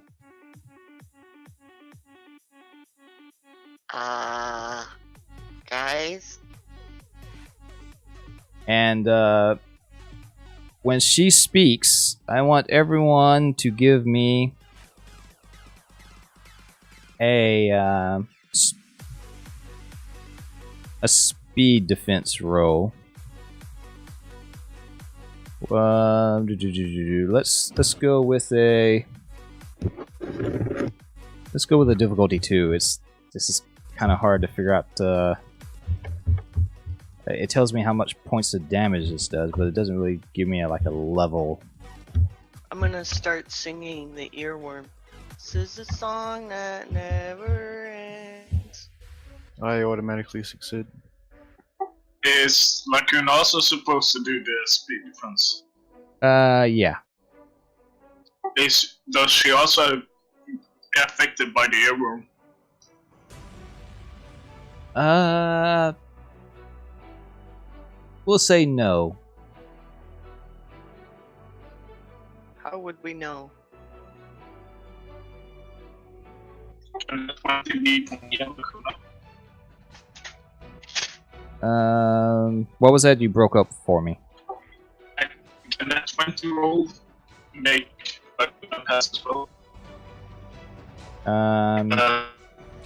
Sure. We can say that you kind of shield her. So, you basically have an artifact now, Quats, Corvin, though, you take 6 points of damage. She seemed to have been facing your direction when she opened her mouth and spoke, and Is that minor speed? it starts out of might first. All damage, unless it's otherwise specified, it comes out of might. That doesn't. Right, so sound waves are amplified and come out as like a sonic shout out of that nodule in her throat. So Quats, make note that you have a sonic shout device. You can name it however you want. It does 6 points of sonic damage, ignoring armor. To everybody who hears it.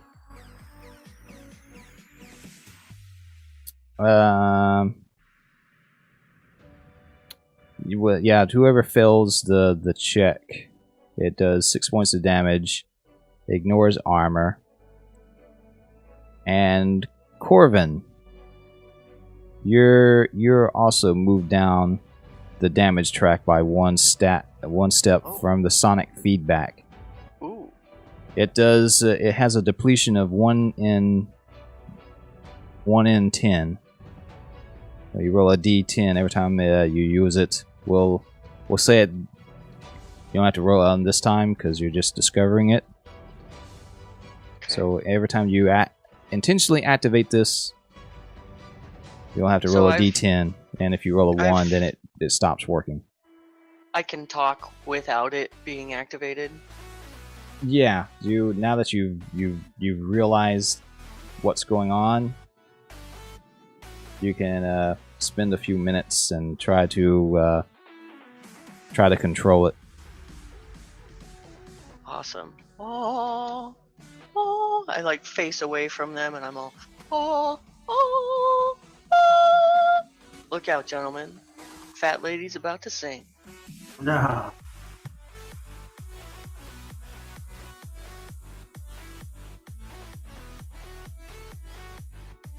Okay. You appear to have something stuck in your face.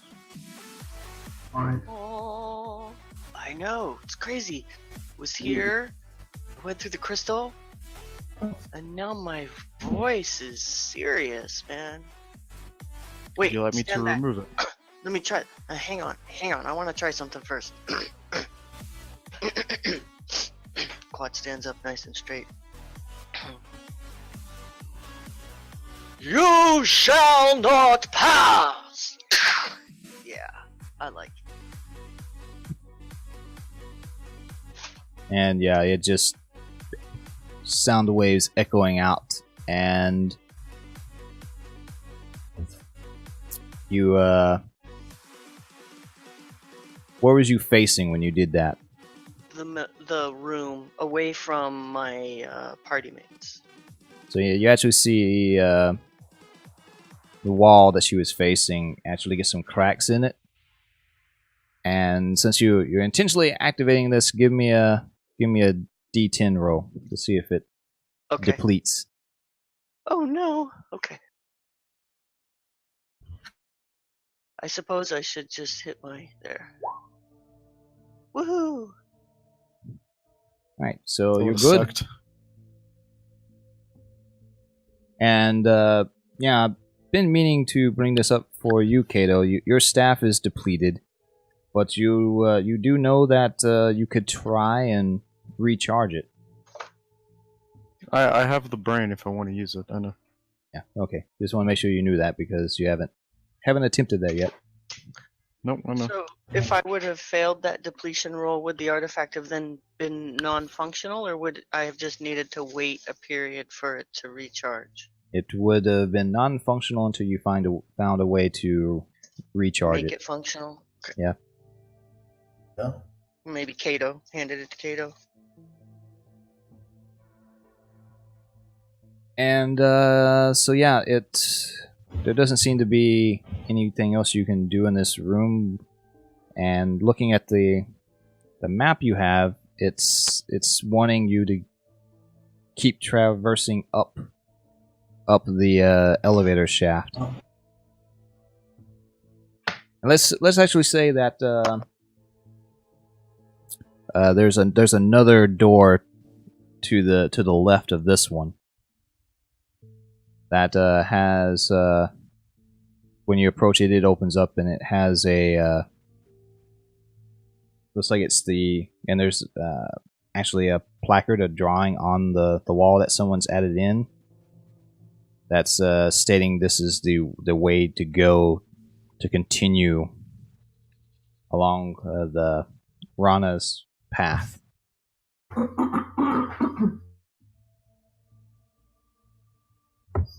And this one actually looks a little differently. When it opens up, it's just it has a floor that you can go into, but you look up, it's not a box. You just see a dark shaft, smooth walls. It's measured. It's 20. It's a 20 feet across room. It's just a dark shaft, smooth walls going straight up. And there is a control surface inside the room. And your map, your notes that you have, Kato, shows you a combination to use on this to transport you where you need to go. But it looks like there's other stuff that you could mess with it to make it do other things or take you to other locations, but you don't know what or what that will do, where it will take you. And there's a warning on the map about it being dangerous to fiddle with it. Okay.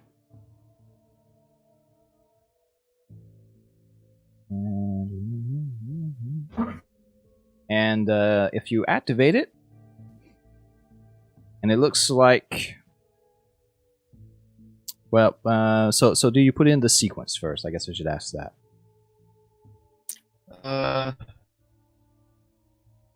Yeah, sure. Why not?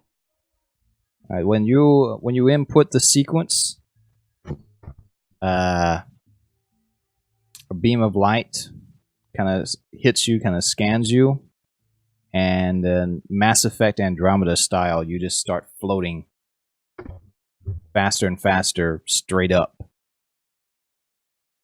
leaving everyone else behind. Well, shit, they don't have the whip. They don't have the foundation.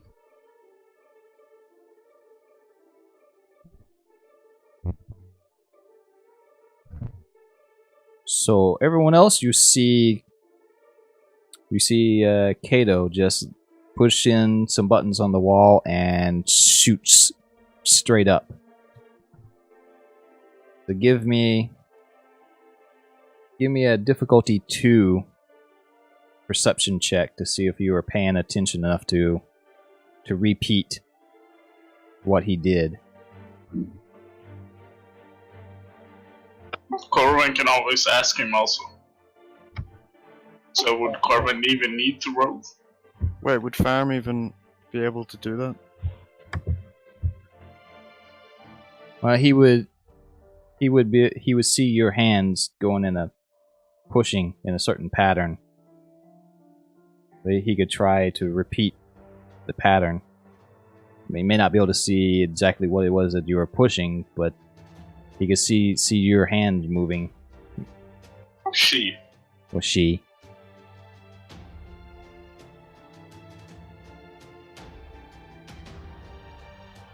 But it looks like everyone was paying close attention enough anyway, so you're all able to, and you kind of deduce that you each have to do this individually.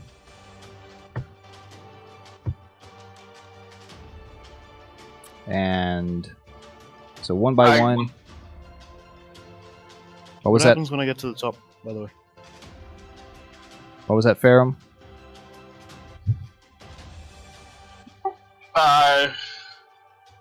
When I do it, I grab hold of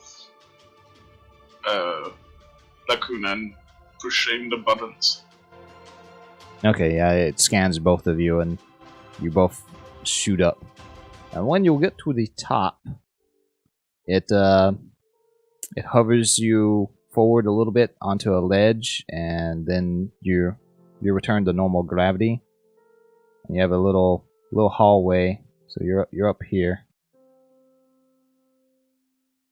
And there's a hallway going off to forward. Corban got disconnected, yes, you know.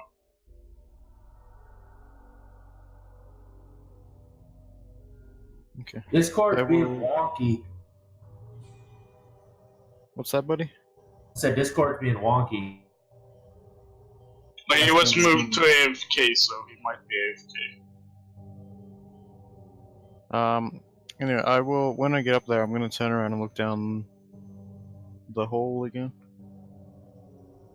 Alright, looking down the hole, you see a bunch of darkness. And let's also say as you was going up, is like the area that you was at was lighting up.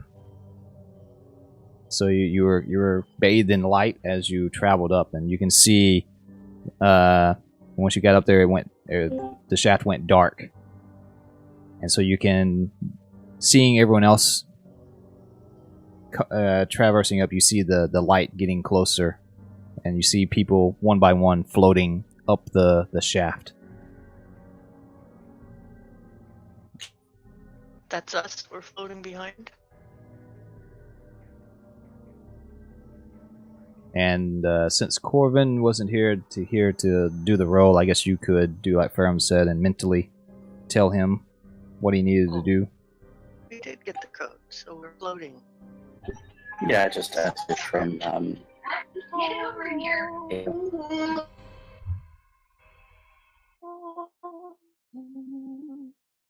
yeah, I don't know what happened. I like cut off. Yeah, I've been having a lot of issues today. I don't know if y'all are hearing me fine, but a lot of your stuff is coming in distorted. They I'm having the same issues. Yeah, I haven't. Discord is they're rolling out their new video chat thing, so maybe it's causing problems with their servers or something. I don't know. I don't think I've been It's invited. only for Nitro users, though. All right, so you all eventually end up together on this ledge at the top of the shaft. Whew, that was cool.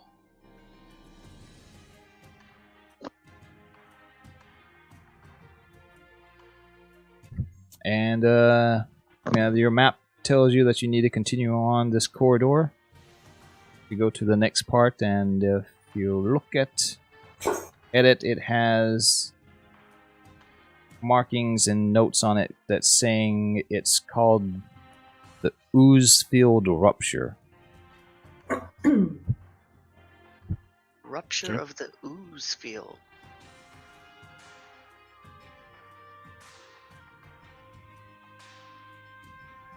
As you'll take. Are we on any particular mission right now? Or are we just exploring? We're searching for signs of the robots. Well, yeah, we're trying to find a robot.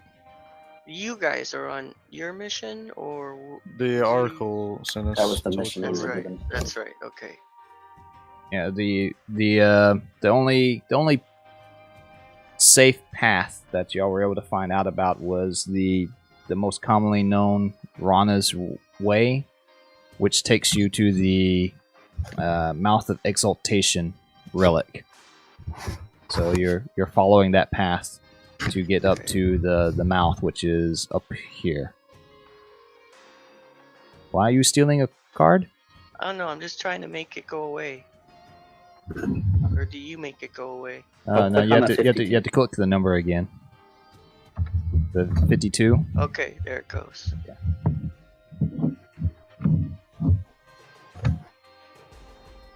All right. So when after another 30 minutes or so of walking, you come across a huge room. This area bisects a large gap. It's a long distance across and a short distance deep. It was seems like it's the result of some sort of catastrophic energy release.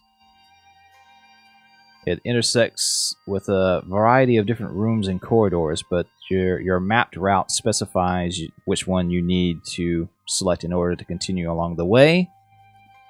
There's a waxy ooze substance that is on this green area here. It's pooling and dripping and undulating within the rupture. All that stuff over here, it looks like where the explosion happened. You see signs of damage and cracks, and it's all filled up with this strange ooze.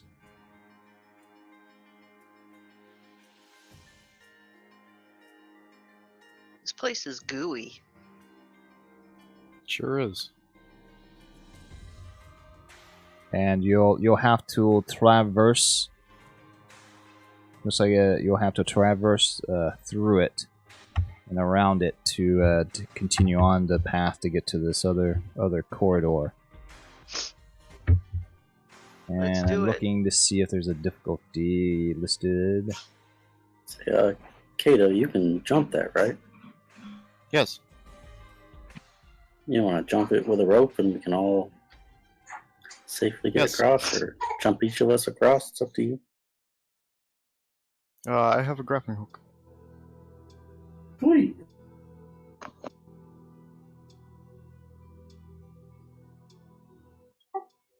Kato, can you please take Lacuna with you when you jump? Because she won't be able to use a rope to traverse. I don't think he can. That thing's pretty big. It'd be like taking a horse.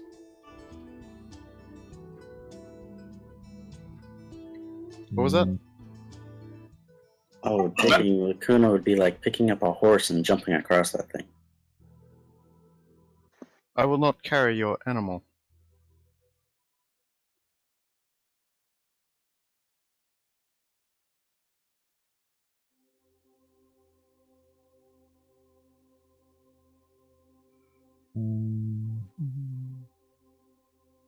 I'm trying to see if it says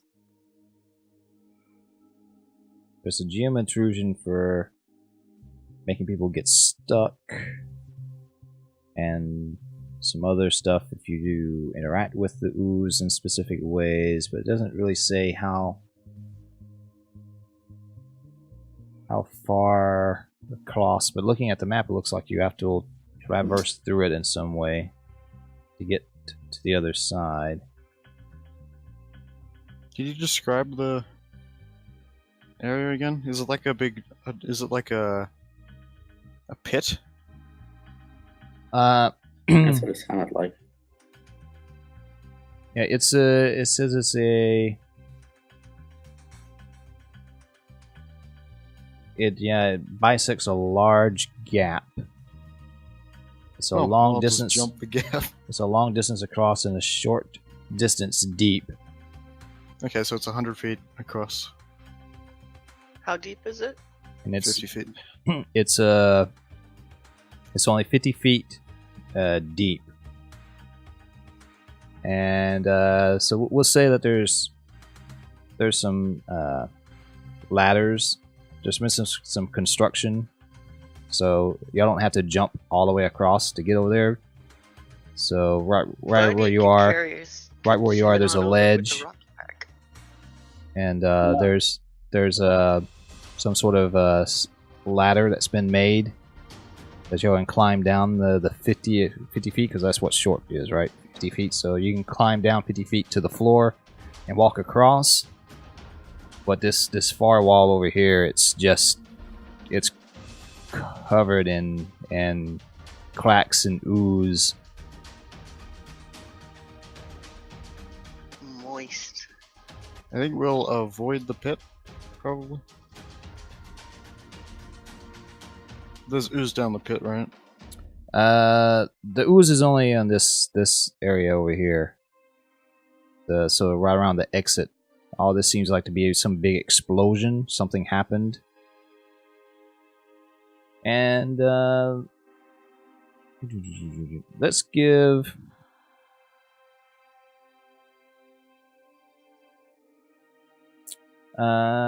Let's say that there's some annotations on the map that says that the ooze is mostly thought to be harmless. That it's safe to touch. Is it the same as that we encountered before? No, this is different stuff. Okay.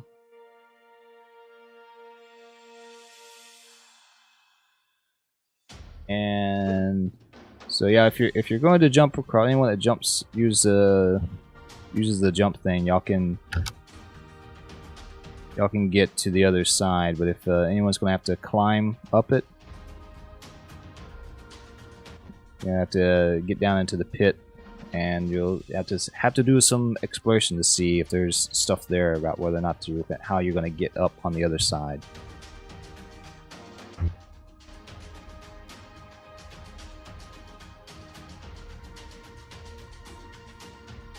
So, How are we gonna do this, team?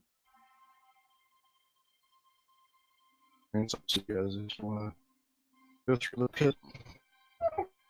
I'd just assume skip the pit if yeah, you can. let's get the pit. We'll Consider it leap to be to the other side. for skipping the pit. I had empty the rope and leap to the other side with the other end. Yeah. Do we have 100 feet rope? We can tie it together. I have 50 feet of rope. If 3 of us have 50 feet of rope, we're good to go. We sure do.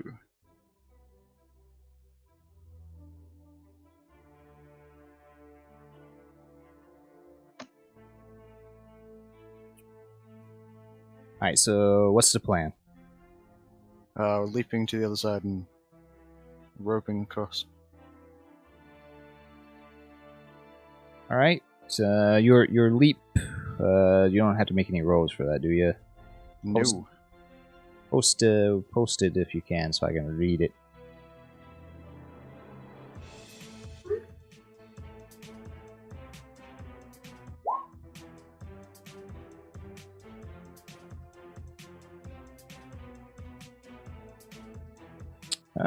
Okay, yeah. So yeah, you're able to take some rope. I'll say that you can probably tie it off on the ladder.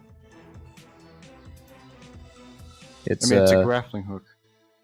well, yeah. You're taking a rope over with you, but you need to secure it on this end as well. So you have to find something to tie the rope off on this side. I would say that the ladder that they built going down, they made a permanent ladder, so it's attached it's attached just securely. It's not like just like a wooden thing laying. I didn't know how this machine worked. So it's securely fastened to the ledge, so you can tie one end of the rope over here, and then when you get over on this side, then you'll have to figure out what you're going to do to secure it on that end if you're going to crawl across. But you're able to leap over there with your rope. And I guess you'll have to do some investigations with the ooze and see what you see over there. It's all tied off to the same to the ladder on the other side. It's secure. Wow, my MS jumped up to 86 on Discord. That came in really garbled. I will secure the rope. Alright, give me... Look at the thing. Or even just hold it, because I'm on the other side. How much do you weigh? I don't know. That is not one of the things you get to roll for. Trying to figure out how sturdy you are to be able to hold the rope tight with the other people's weight on it. I weigh an excessive amount. I would think that he Enough actually to hold the rope. weighs more than any one of us individually if we go across one at a time. Mr. I'm sure I do. Mr. Metal Man. He's a robot, so Probably weighs somewhere around 600, 700 pounds or not even so. that a being. We'll give this... Well, if the lightest person goes across first, Quats, you can help hold the next person that goes along, and it'll get easier and easier. Yeah, and Quats, you know, Physics. she's probably about 140, 45, so maybe. So she probably could have ridden over on him. We'll Yeah, he's probably like 500 pounds. Maybe less. I don't know. we'll start with a... Let's I start don't with know how much that is, because I don't use that system. Let's start It's with... about 250 kilos. Yeah. Oh, that's he's- heavy. Wow. Well, 250 kilos is, yeah, probably closer to... Let's start with the That's close. difficulty... He's probably like 200 kilos. 550, 250 kilos is 500. He's like 200 kilos. Let's start with about a difficulty 3 might task for holding the line. Quats will be... Does the grappling hook provide any benefit there? Say you wrap the rope around yourself and find some place to put the grapple. Maybe in the ooze or the crack where the ooze is. That'll I'll give lodge you it in a crack or something. that'll give you an asset. Okay.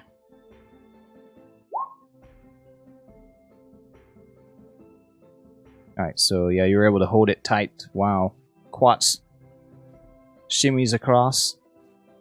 Who's next? You want to go next, Corbin? Sure. Come on over.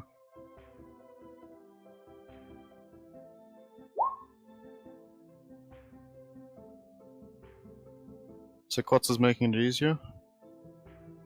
Quats helps. Her little self probably wouldn't help too much. Could I mean, I have some spikes. Would it help to hammer a spike into something and tie the rope to that? Be stronger? You can try to add in a spike into the ruptured area and wrap the rope around it for a little extra anchor. Yeah, I was just gonna because Kato's standing up and holding the rope, or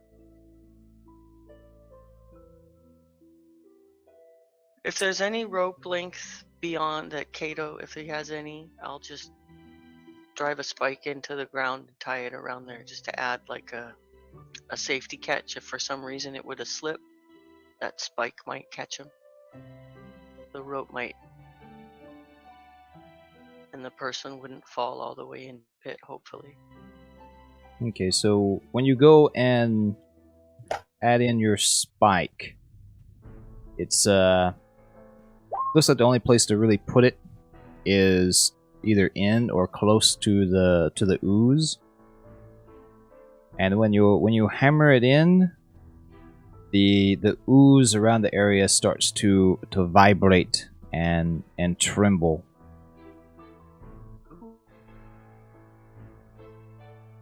Like every time you smack the spike, it vibrates and trembles, and the more you do it, the more violent the reaction seems to get. But you're able to get it secured in without anything seeming to happen, and then the ooze goes back to its regular undulating. It's constantly moving, and it's semi-liquid state. This real it's kind of like honey. I'm gonna stick my finger in the ooze. It's cool. I'm gonna taste the ooze. That's a terrible idea. Okay, just like so a little, like bring it up to my nose, kind of to inspect and just smell it, and maybe just like a little on the tip of my tongue, like sweet or salty. It's dog food. So you're bringing some of the substance out, and you're going to lick it. When you go to scoop, not really, like just to see if it's bitter or sour or sweet. Just a dab on the finger. Just a little dab, yeah. It starts to vibrate and tremble again as you grab some of it and bring it out, and it's another taffy type situation. It kind of leaves a couple of strings, and whenever as you bring it closer to your face, the strings stretch out, and then they snap, and every time it snaps, what's in your hand and the area where it came from begins to vibrate more violently. Oh, do I get the impression that it's like something like irritated, or is it real quick? I put the piece that I separated, I put it back where I got it from. And take an XP from me, and I guess you can say who else you want to get the XP, but really the only other person close to you is Kato. Okay, so what does that mean? I can. You're getting a GM intrusion. Yes, I'm getting an intrusion, but I guess it'll go to Kato. That's what I'm hearing. Well, he's the Since closest. He's the closest one to you, but experiencing you can give it to anyone you want, really. So okay. whoever you want to have the XP. You give it to Buddy. Thank you. All right, so both you and Buddy steal an XP from me, please. Mine is still in progress, apparently. Oh, there we go.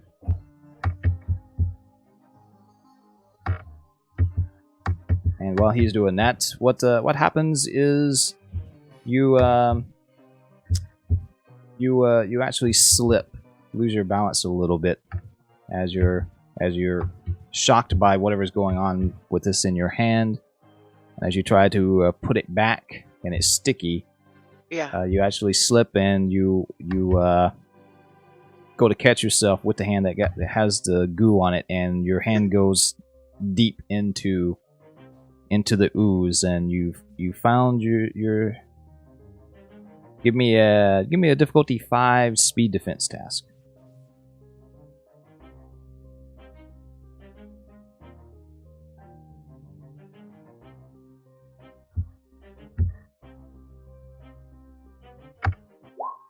Oh! All right, so you completely lose your balance, and you tumble into the crevice, and you are now halfway submerged into the ooze.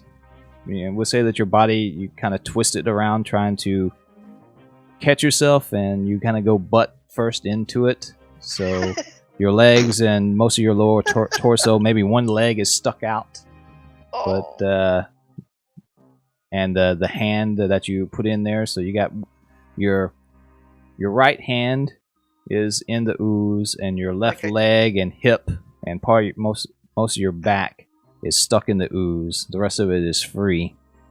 Anybody for Twister? Yeah. and you seem to be trapped. Is Buddy on the rope? Stuck here, guys. Yeah. Yeah. So she was doing this while Buddy was trying to come across. So Okay.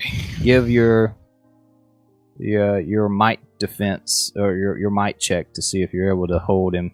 Alright. Me? Whoa. or- This That's is me. for Kato. I'm doing this. Oh, this is just for you. Oh, look at that. They- All right. So yeah, you're able to keep the rope tight and hold him, and As soon as T-Bone. it's across, I'll try and grab Quats. not yet. And T-Bone, you're able to assist if you want. You're able. You're on the other side now, safely. You want me to help them hold it so it's a little easier for Corvin and for Reem? You can help assist for the other people coming across, but right now Kato is trying to get Quats out of the wall. She got stuck. What's in the wall? I'll help him. I'll help him as well. Maybe if two of us are, trying to pull her out, it'll help. I don't know. Just an idea. Is the ooze doing anything? Like, is it buzzing or is it being nice to me? It was vibrating, and trembling while you were moving, but now that you're in it, it's kind of settled down. Oh, it's happy. Okay. If I try to move in it, does it respond to that? Is it still settled down, or does it vibrate if I like? It vibrates a little bit as you squirm. Okay.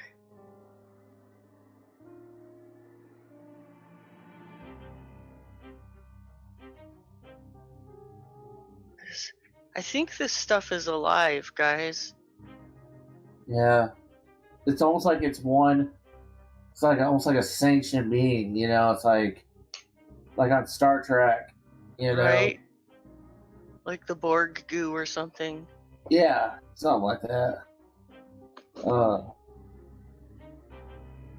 I just think it could be. I don't know. I don't think there's any way we could communicate with it, but I think it's definitely an alive being. So did we get Quats out? Quats is still in the goo, I think. I tried mind reading on the goo. So let's see. You're going to get her out. Let's look at the. It's going to be a. Let's do a difficulty 4. If Buddy, Buddy is assisting? if Buddy, well, it's difficulty 5 with an asset. For Buddy, this would be a might check to get her out. Does the crowbar help here at all? No, the crowbar will probably just get stuck. This is gonna be this is gonna be a full on just grabbing her arm and stretching her out. I nailed it. Oh, Yeah, Buddy did the roll. I didn't do it. Kato's in the goo with me. That's a good save. It's a good thing you did it just before he got his roll off there, buddy. Otherwise, we would have had 2 stuck people. All right, so T-Bone, you're able to grab. Kato goes to go grab her, but you beat him to the punch and you grab onto her tunic and with one hand and her arm with the other, and she claws at you, grasps you. She's got a little panic look on her face, and so Kato switches his focus and he grabs onto your waist, and you both pull and heave, and she gets some resistance, but she slowly starts to come free, and the ooze is vibrating and trembling pretty violently, but there's a little, and she comes out, And I want everyone. This is. I almost feel like this should be another intrusion. This is. I want everyone to give me a speed defense roll. Intrude on Kato. But I'm not gonna do it. I'm not gonna do it as an intrusion. This is gonna be a level 9 What? speed defense roll. I'm not. Oh even yeah, that's gonna- difficulty 0. How you get a difficulty 0 from a level 9? Just messing with you. I guess No problem. me and Corbin doesn't need to roll since we're on the other side. Yeah, this is just for the guys that's on this side. I mean, you can't beat a level 9 without. Oh no, 8. Yeah, that's. Yes, you 27. can. How much did you apply to effort? We won't talk about that. All You're gonna right. need- So the ooze reacted in a violent nature from because some of it was still attached to Quats and it was stretching out, Is man. and there is an explosion that happens, and those that failed take 9 points of might damage Oh. as a new rupture Ow. has formed in the wall, and there's chunks of ooze and stone are just shrapneled out.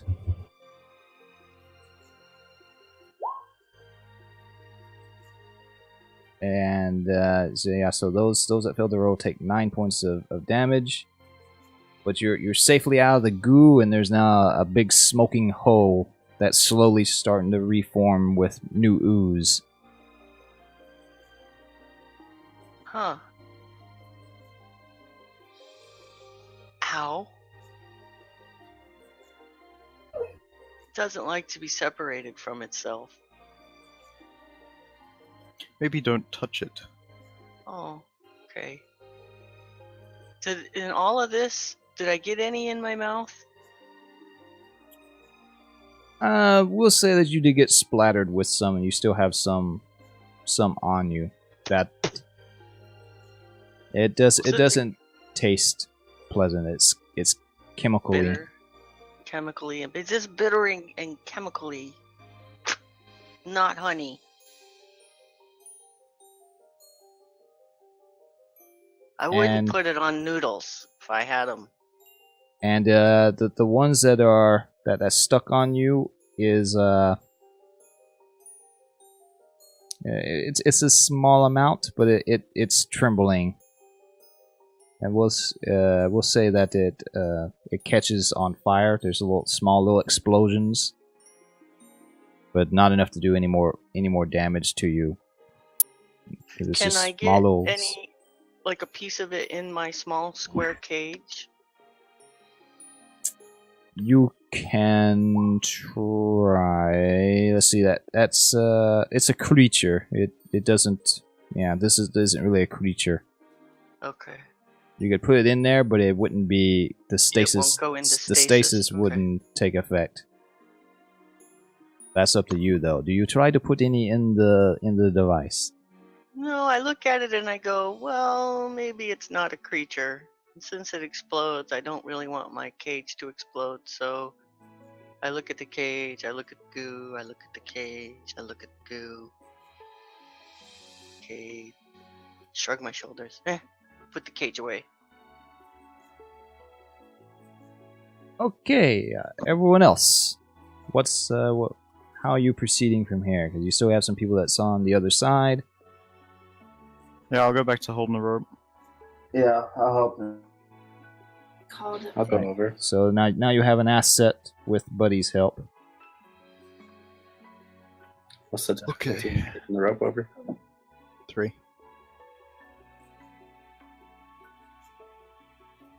Alrighty, just speed check. No, it was me. It's a yeah, med check from me. Yeah, we're just having him do a check to see if he's able to hold.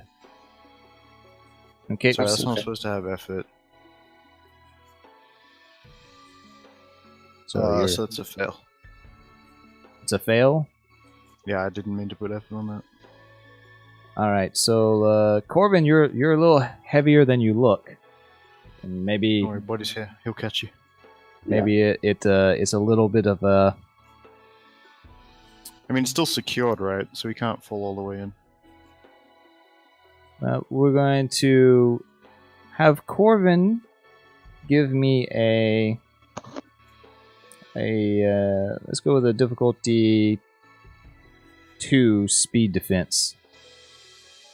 See if you're able to hold on to the rope as it suddenly goes slack for a bit as you get halfway across it.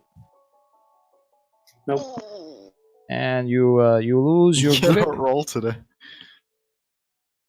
You lose your grip and you fall into the pit. All right. You've been getting the shittiest rolls, Adam. Yep. And we were saying the fall damage is what, 1 point for 10 feet? And it's a 50-foot drop. Okay, so that's 5 points. Yeah, off of your might. Yep. And now you're at the bottom of the pit. All right. So there's a ladder. There's a ladder going back up on this side. You'll have to come over here and do some investigation on the ruptured side. I'll just climb back up the regular side and try the rope again. Take 2. Okay, yeah, you're able to get back up. So anyone else is gonna go while Corbin's climbing up the ladder? I guess how would Lucky now get over? Jump. She can't jump 100 feet. She doesn't have a harness. Can you tie her to the rope and we can just zip line her across? Flap, Lacuna, flap. Flap.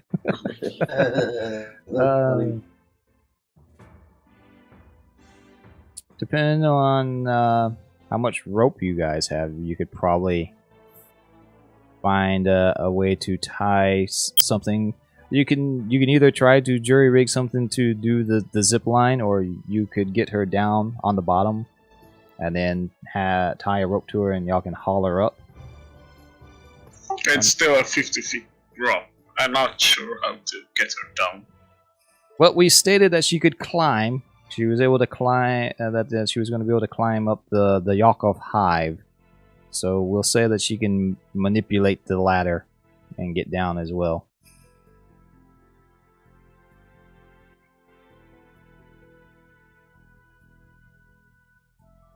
Okay. So maybe it'll be let's go with a difficulty 2 speed check to see if she's agile enough to use the ladder to get down.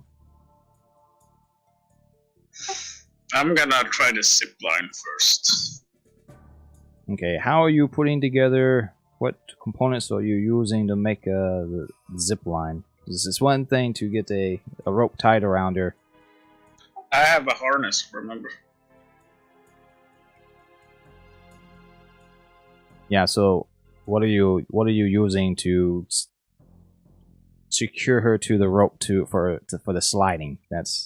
You got the harness, but you need something that the harness ties to connect to the rope.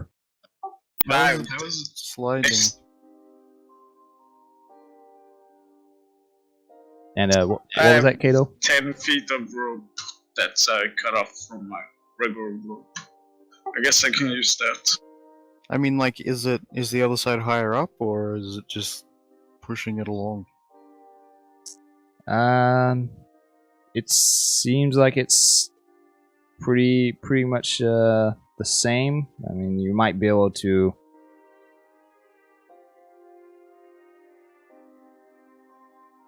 Yeah, it's pretty much the same elevation. I don't know if you will be able I think to. the easiest thing to do would be lower it down to the bottom and then lift it up the other side. You can't zip line across flat horizontal. Yeah. Is there a way for me to attach a rope higher up on this side? And it's actually it's actually angled down because you've had on your end you had to secure it to the ladder. So it's kind of going not quite a 45-degree angle. So she would just zip back towards you. I think the easiest thing to do is lower her down to the bottom and raise her up the other side.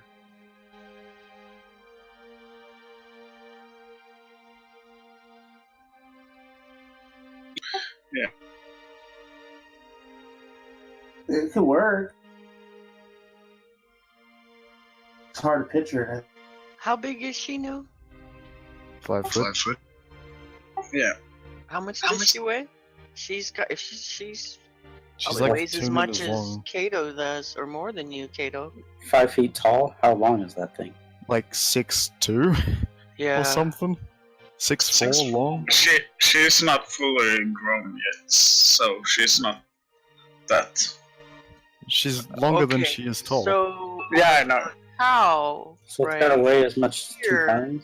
2 or 3 ponies?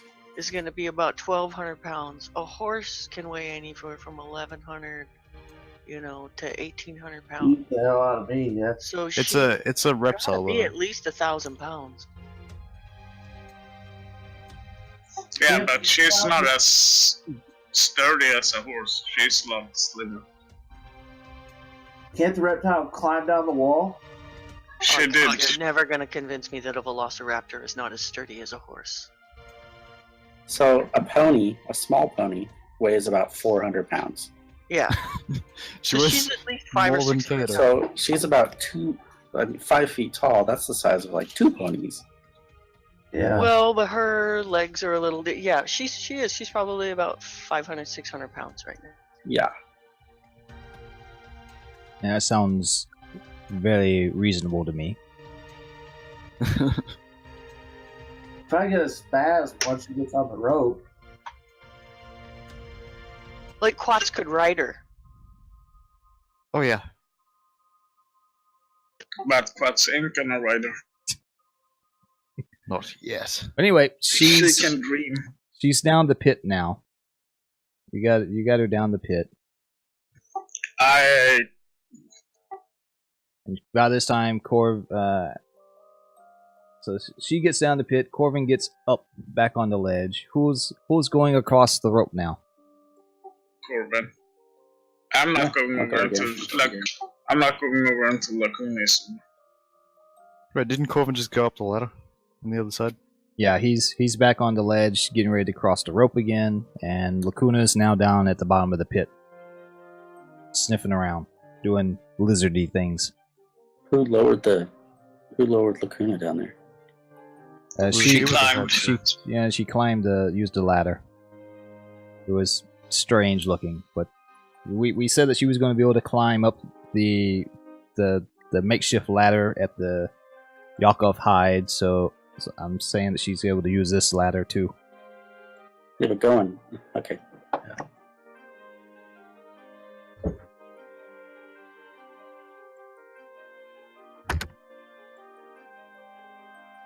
Alright, so do the mic check to see if Corvin's able to get across the rope. What? No, Corvin- he climbed up the ladder, didn't he? Yeah, he's trying to come back. He went back to the starting point. He fell down and went back to the starting point. He wants to. I Try thought he it. climbed up the ladder on the other side. No, there's only one ladder on the side we came from. Yeah, no one's really looked on this side to try to see. There's a huge, whole bunch of ooze and rubble and stuff on this side. No one's really given a check yet to see if there's something over here to traverse up.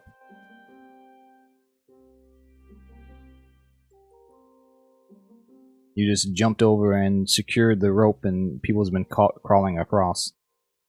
So he went back to the starting point, and he's gonna shimmy across the rope again.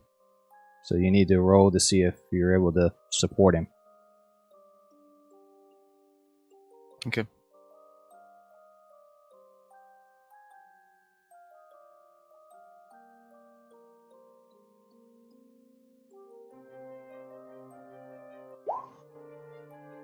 Okay, All right. I make it this time. Yep, you're able to shimmy around, and remembering that fall, you got a death grip on the rope, and you're able to get over, and you're also able to help if you want.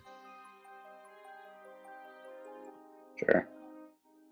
So, once Corvin is over, I'm gonna untie the rope on the ladder and climb down to Lacuna, and then walk across the pits. Do I see anything on the wall since I couldn't see it before?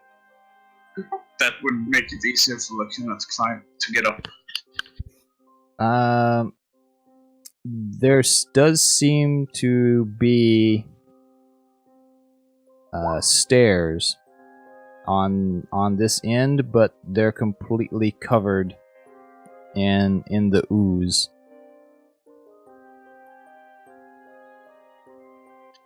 Okay.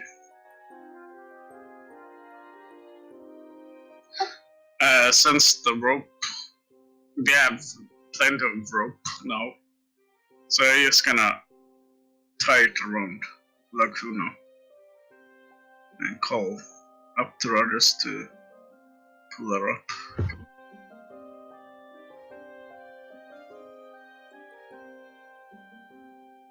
Alright, so this will be we'll go with the same row, the same difficulty, with 2 assets. Wait, did you bring her back down the rope from the other side? Yeah, he said he untied it before he went down the ladder. So you get your rope back, and he's secured that rope to Lacuna, so y'all can hoist her up. And there is a stairwell there that goes up to the ledge that you are on, but it's completely coated in this volatile ooze.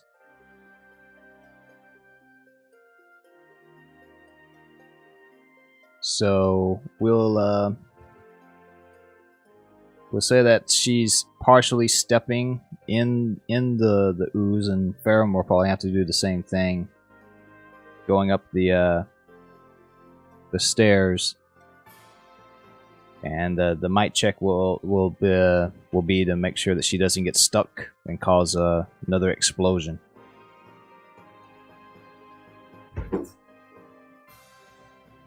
So I believe Kato stepped away. So Yeah. I'm going to use this opportunity as well. We can take a couple minutes break if everyone wants to. We've been going for 2.5 hours. Sure. Can do. Yeah. So is everybody over now, or we still have a raptor in the chasm? Raptor and Ferrum are both still down there. Okay. Right.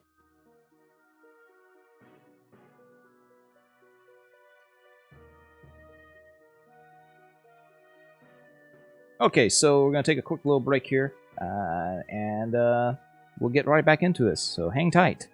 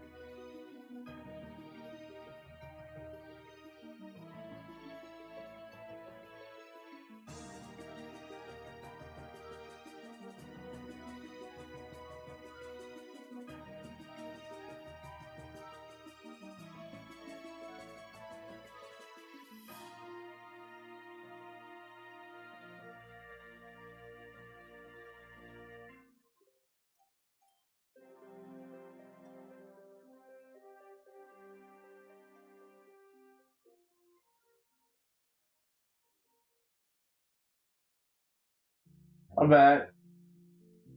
I never went anywhere.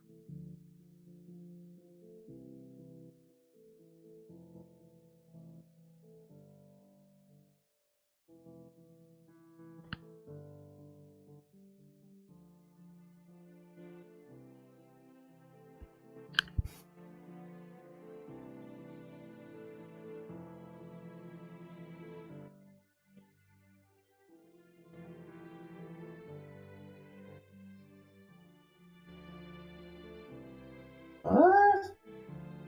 That's crazy. Yeah, because normally I have the Discord audio going into my headset, and then I have it set up on the OBS program that I use to stream to capture you guys' talking from the headset. So if we go on break, then I can just mute Discord without having to mute my mic, so I'm still able to talk to y'all, but the stream can't hear it. Because if I hit the deafen here on Discord, then it mutes my mic as well. So I can't hear or talk to you guys. Very strange.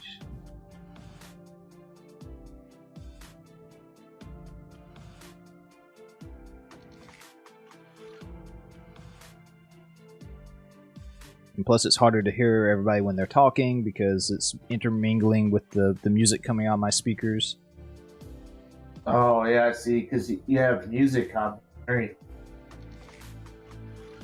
And Discord's being a little laggy, so most of the times when y'all have been talking today, it's been coming out garbled, and I'm having to decipher what people are saying. It's almost a game playing a game. It's the game within the game. Yeah.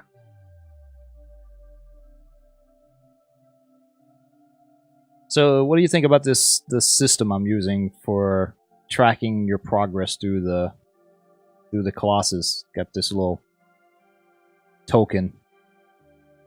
I think it's fine. I guess we should put the token like right here, because most people are across. Just drag our tokens out when we need them. Like if there's a battle or something, or a puzzle that requires, people to be at different places. But overall, I mean, I think that's good.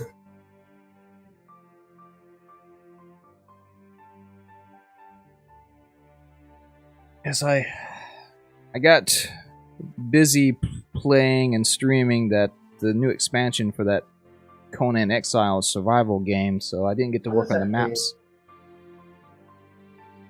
What was that? How is that game? I like it. It's like Ark Survival Evolved, if you've seen or heard of that game, which is a survival game where you're stuck in dinosaur land. There's a bunch of dinosaurs that you can tame and capture. But Wow.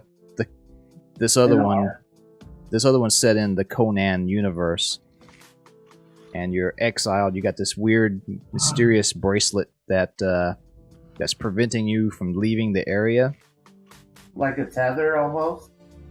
Yeah, it's like you were when you make your character, you're actually pinned to a cross, like Conan was on the Tree of Woe, and you're a convicted felon for some reason or another. It randomly gives you a list of crimes when you make your character.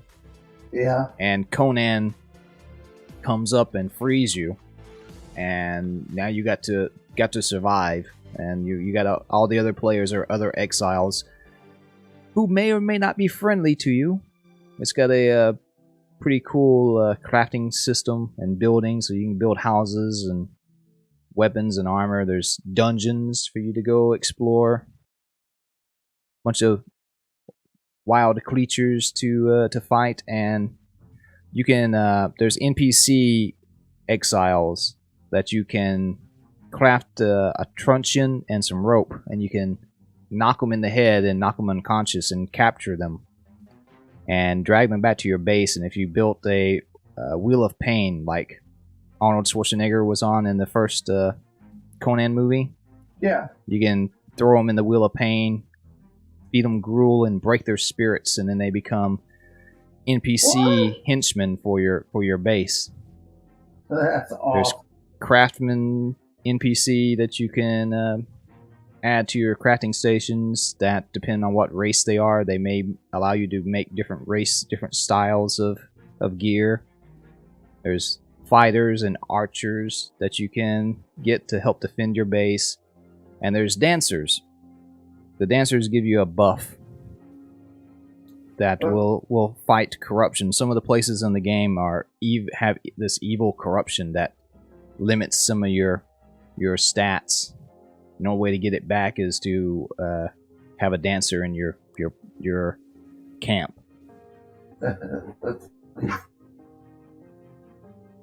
Sounds kick-ass. Yeah, I love it. I'm playing on a server with some other streamers that are big role players, and they role play their own story. They're doing a story where there's 4 brothers who their father was the king of the north. He was the Ice Jarl, and he's recently died. So they're going to be vying for power to see who's going to be the next Jarl. Yeah. And I'm role playing one of their warriors, one of their members of the north. Yeah. I used to read all the comic books, novel. Yeah, I've been a big Conan fan for years, and this is made by the same company that did the Age of Conan MMO. Yeah. And that MMO they contacted the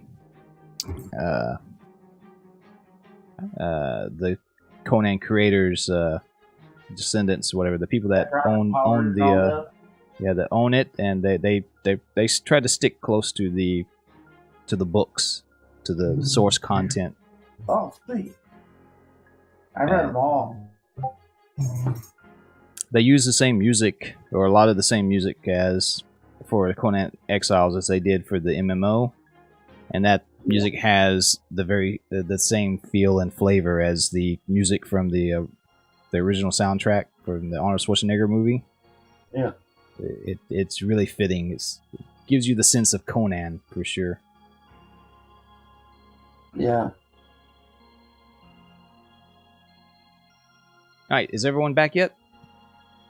I'm back. Yeah, I'm back.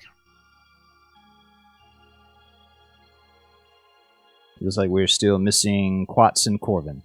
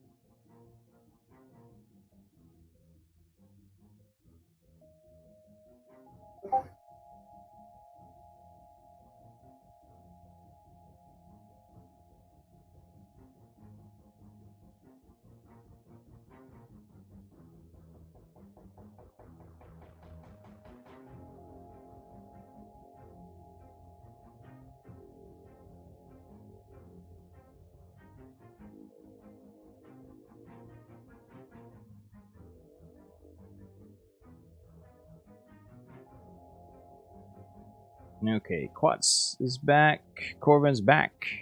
I'm back, of course. Alright. Alright, so we have a rope tied to Lacuna, and there are some steps, but they're all coated in that slimy ooze. So Corvin and T-Bone can assist Kato to try and haul Lacuna up the steps, so that it'll be the same difficulty with 2 assets. And this will be to mainly make sure that she doesn't get stuck in the ooze and cause an explosion. I had 2 assets before. Hey, you get a bonus. So is this 3 assets? does that work? No, you can only have 2.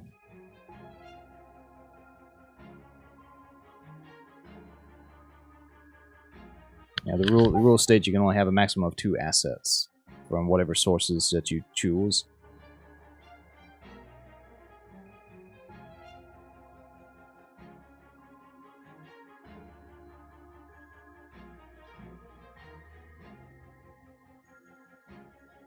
I guess she makes it up without any difficulty. Yep. So now you're the only one left, Ferrum. I call out to ask them to throw down the rope so I can also climb up this way.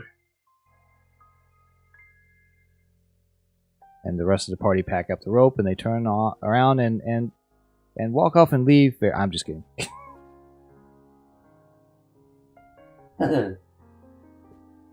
Alright, so Ferrum's down below. He's asking for y'all to drop the rope to him.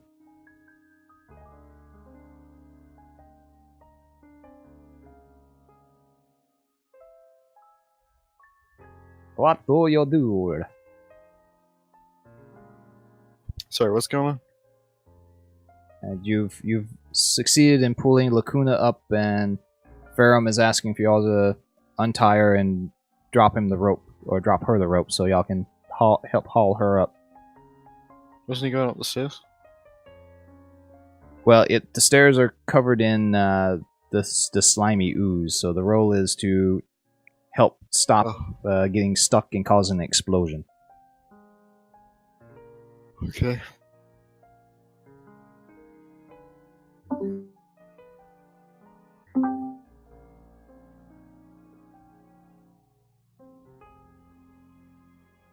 Okay, so yep, you're able to tie the rope to yourself, Ferrum, and they help haul you up.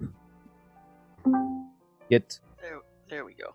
You get stuck a little bit, but they're able to pull you out without any explosions, and now you're all safely on the far side of the chamber. Some a little worse for wear because of that epic explosion. You're free to continue on your journey or rest up if you need to. See, I ask if anyone needs healing. oh, that'd be great.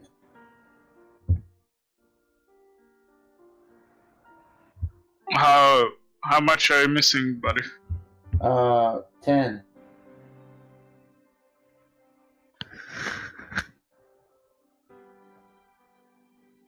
How much longer are we gonna play for? It's up to you.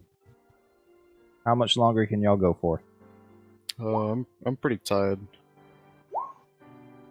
Me too. Sorry. You get 4 points back, buddy. Cool. And I would say at most half an hour for me. Alright, yeah, if y'all want, we can stop here for the day, because this is the last obstacle before y'all get to the relic chamber. So we can stop the stream here, or stop the session here, and even if y'all, depending on how tired and wounded your characters are, y'all could even camp here for the rest of the day. Yeah. And then next session we'll do the rest of the travel, a little bit of travel, and we'll get into the Mouth of Exaltation.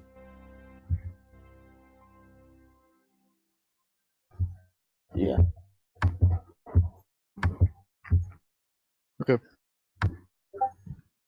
Okay. All right, so I think that's where we're gonna call it here today. We just barely hit the 3-hour mark, but we did a lot of room hopping in the the Colossus. Hope you all enjoyed watching this episode, and we'll be back next week, the same time, to actually go into the relic room, the Mouth of Exaltation. And I have a nice map set up. Ooh, that was a good one. All right, so yeah, before everyone heads out, if you want a sneak peek, this is what we'll be dealing with next time. Very cool. Can you zoom it out? Yeah, y'all should be able to zoom it out with the Oh, there we go. Okay. the slider. Does it take a minute to load?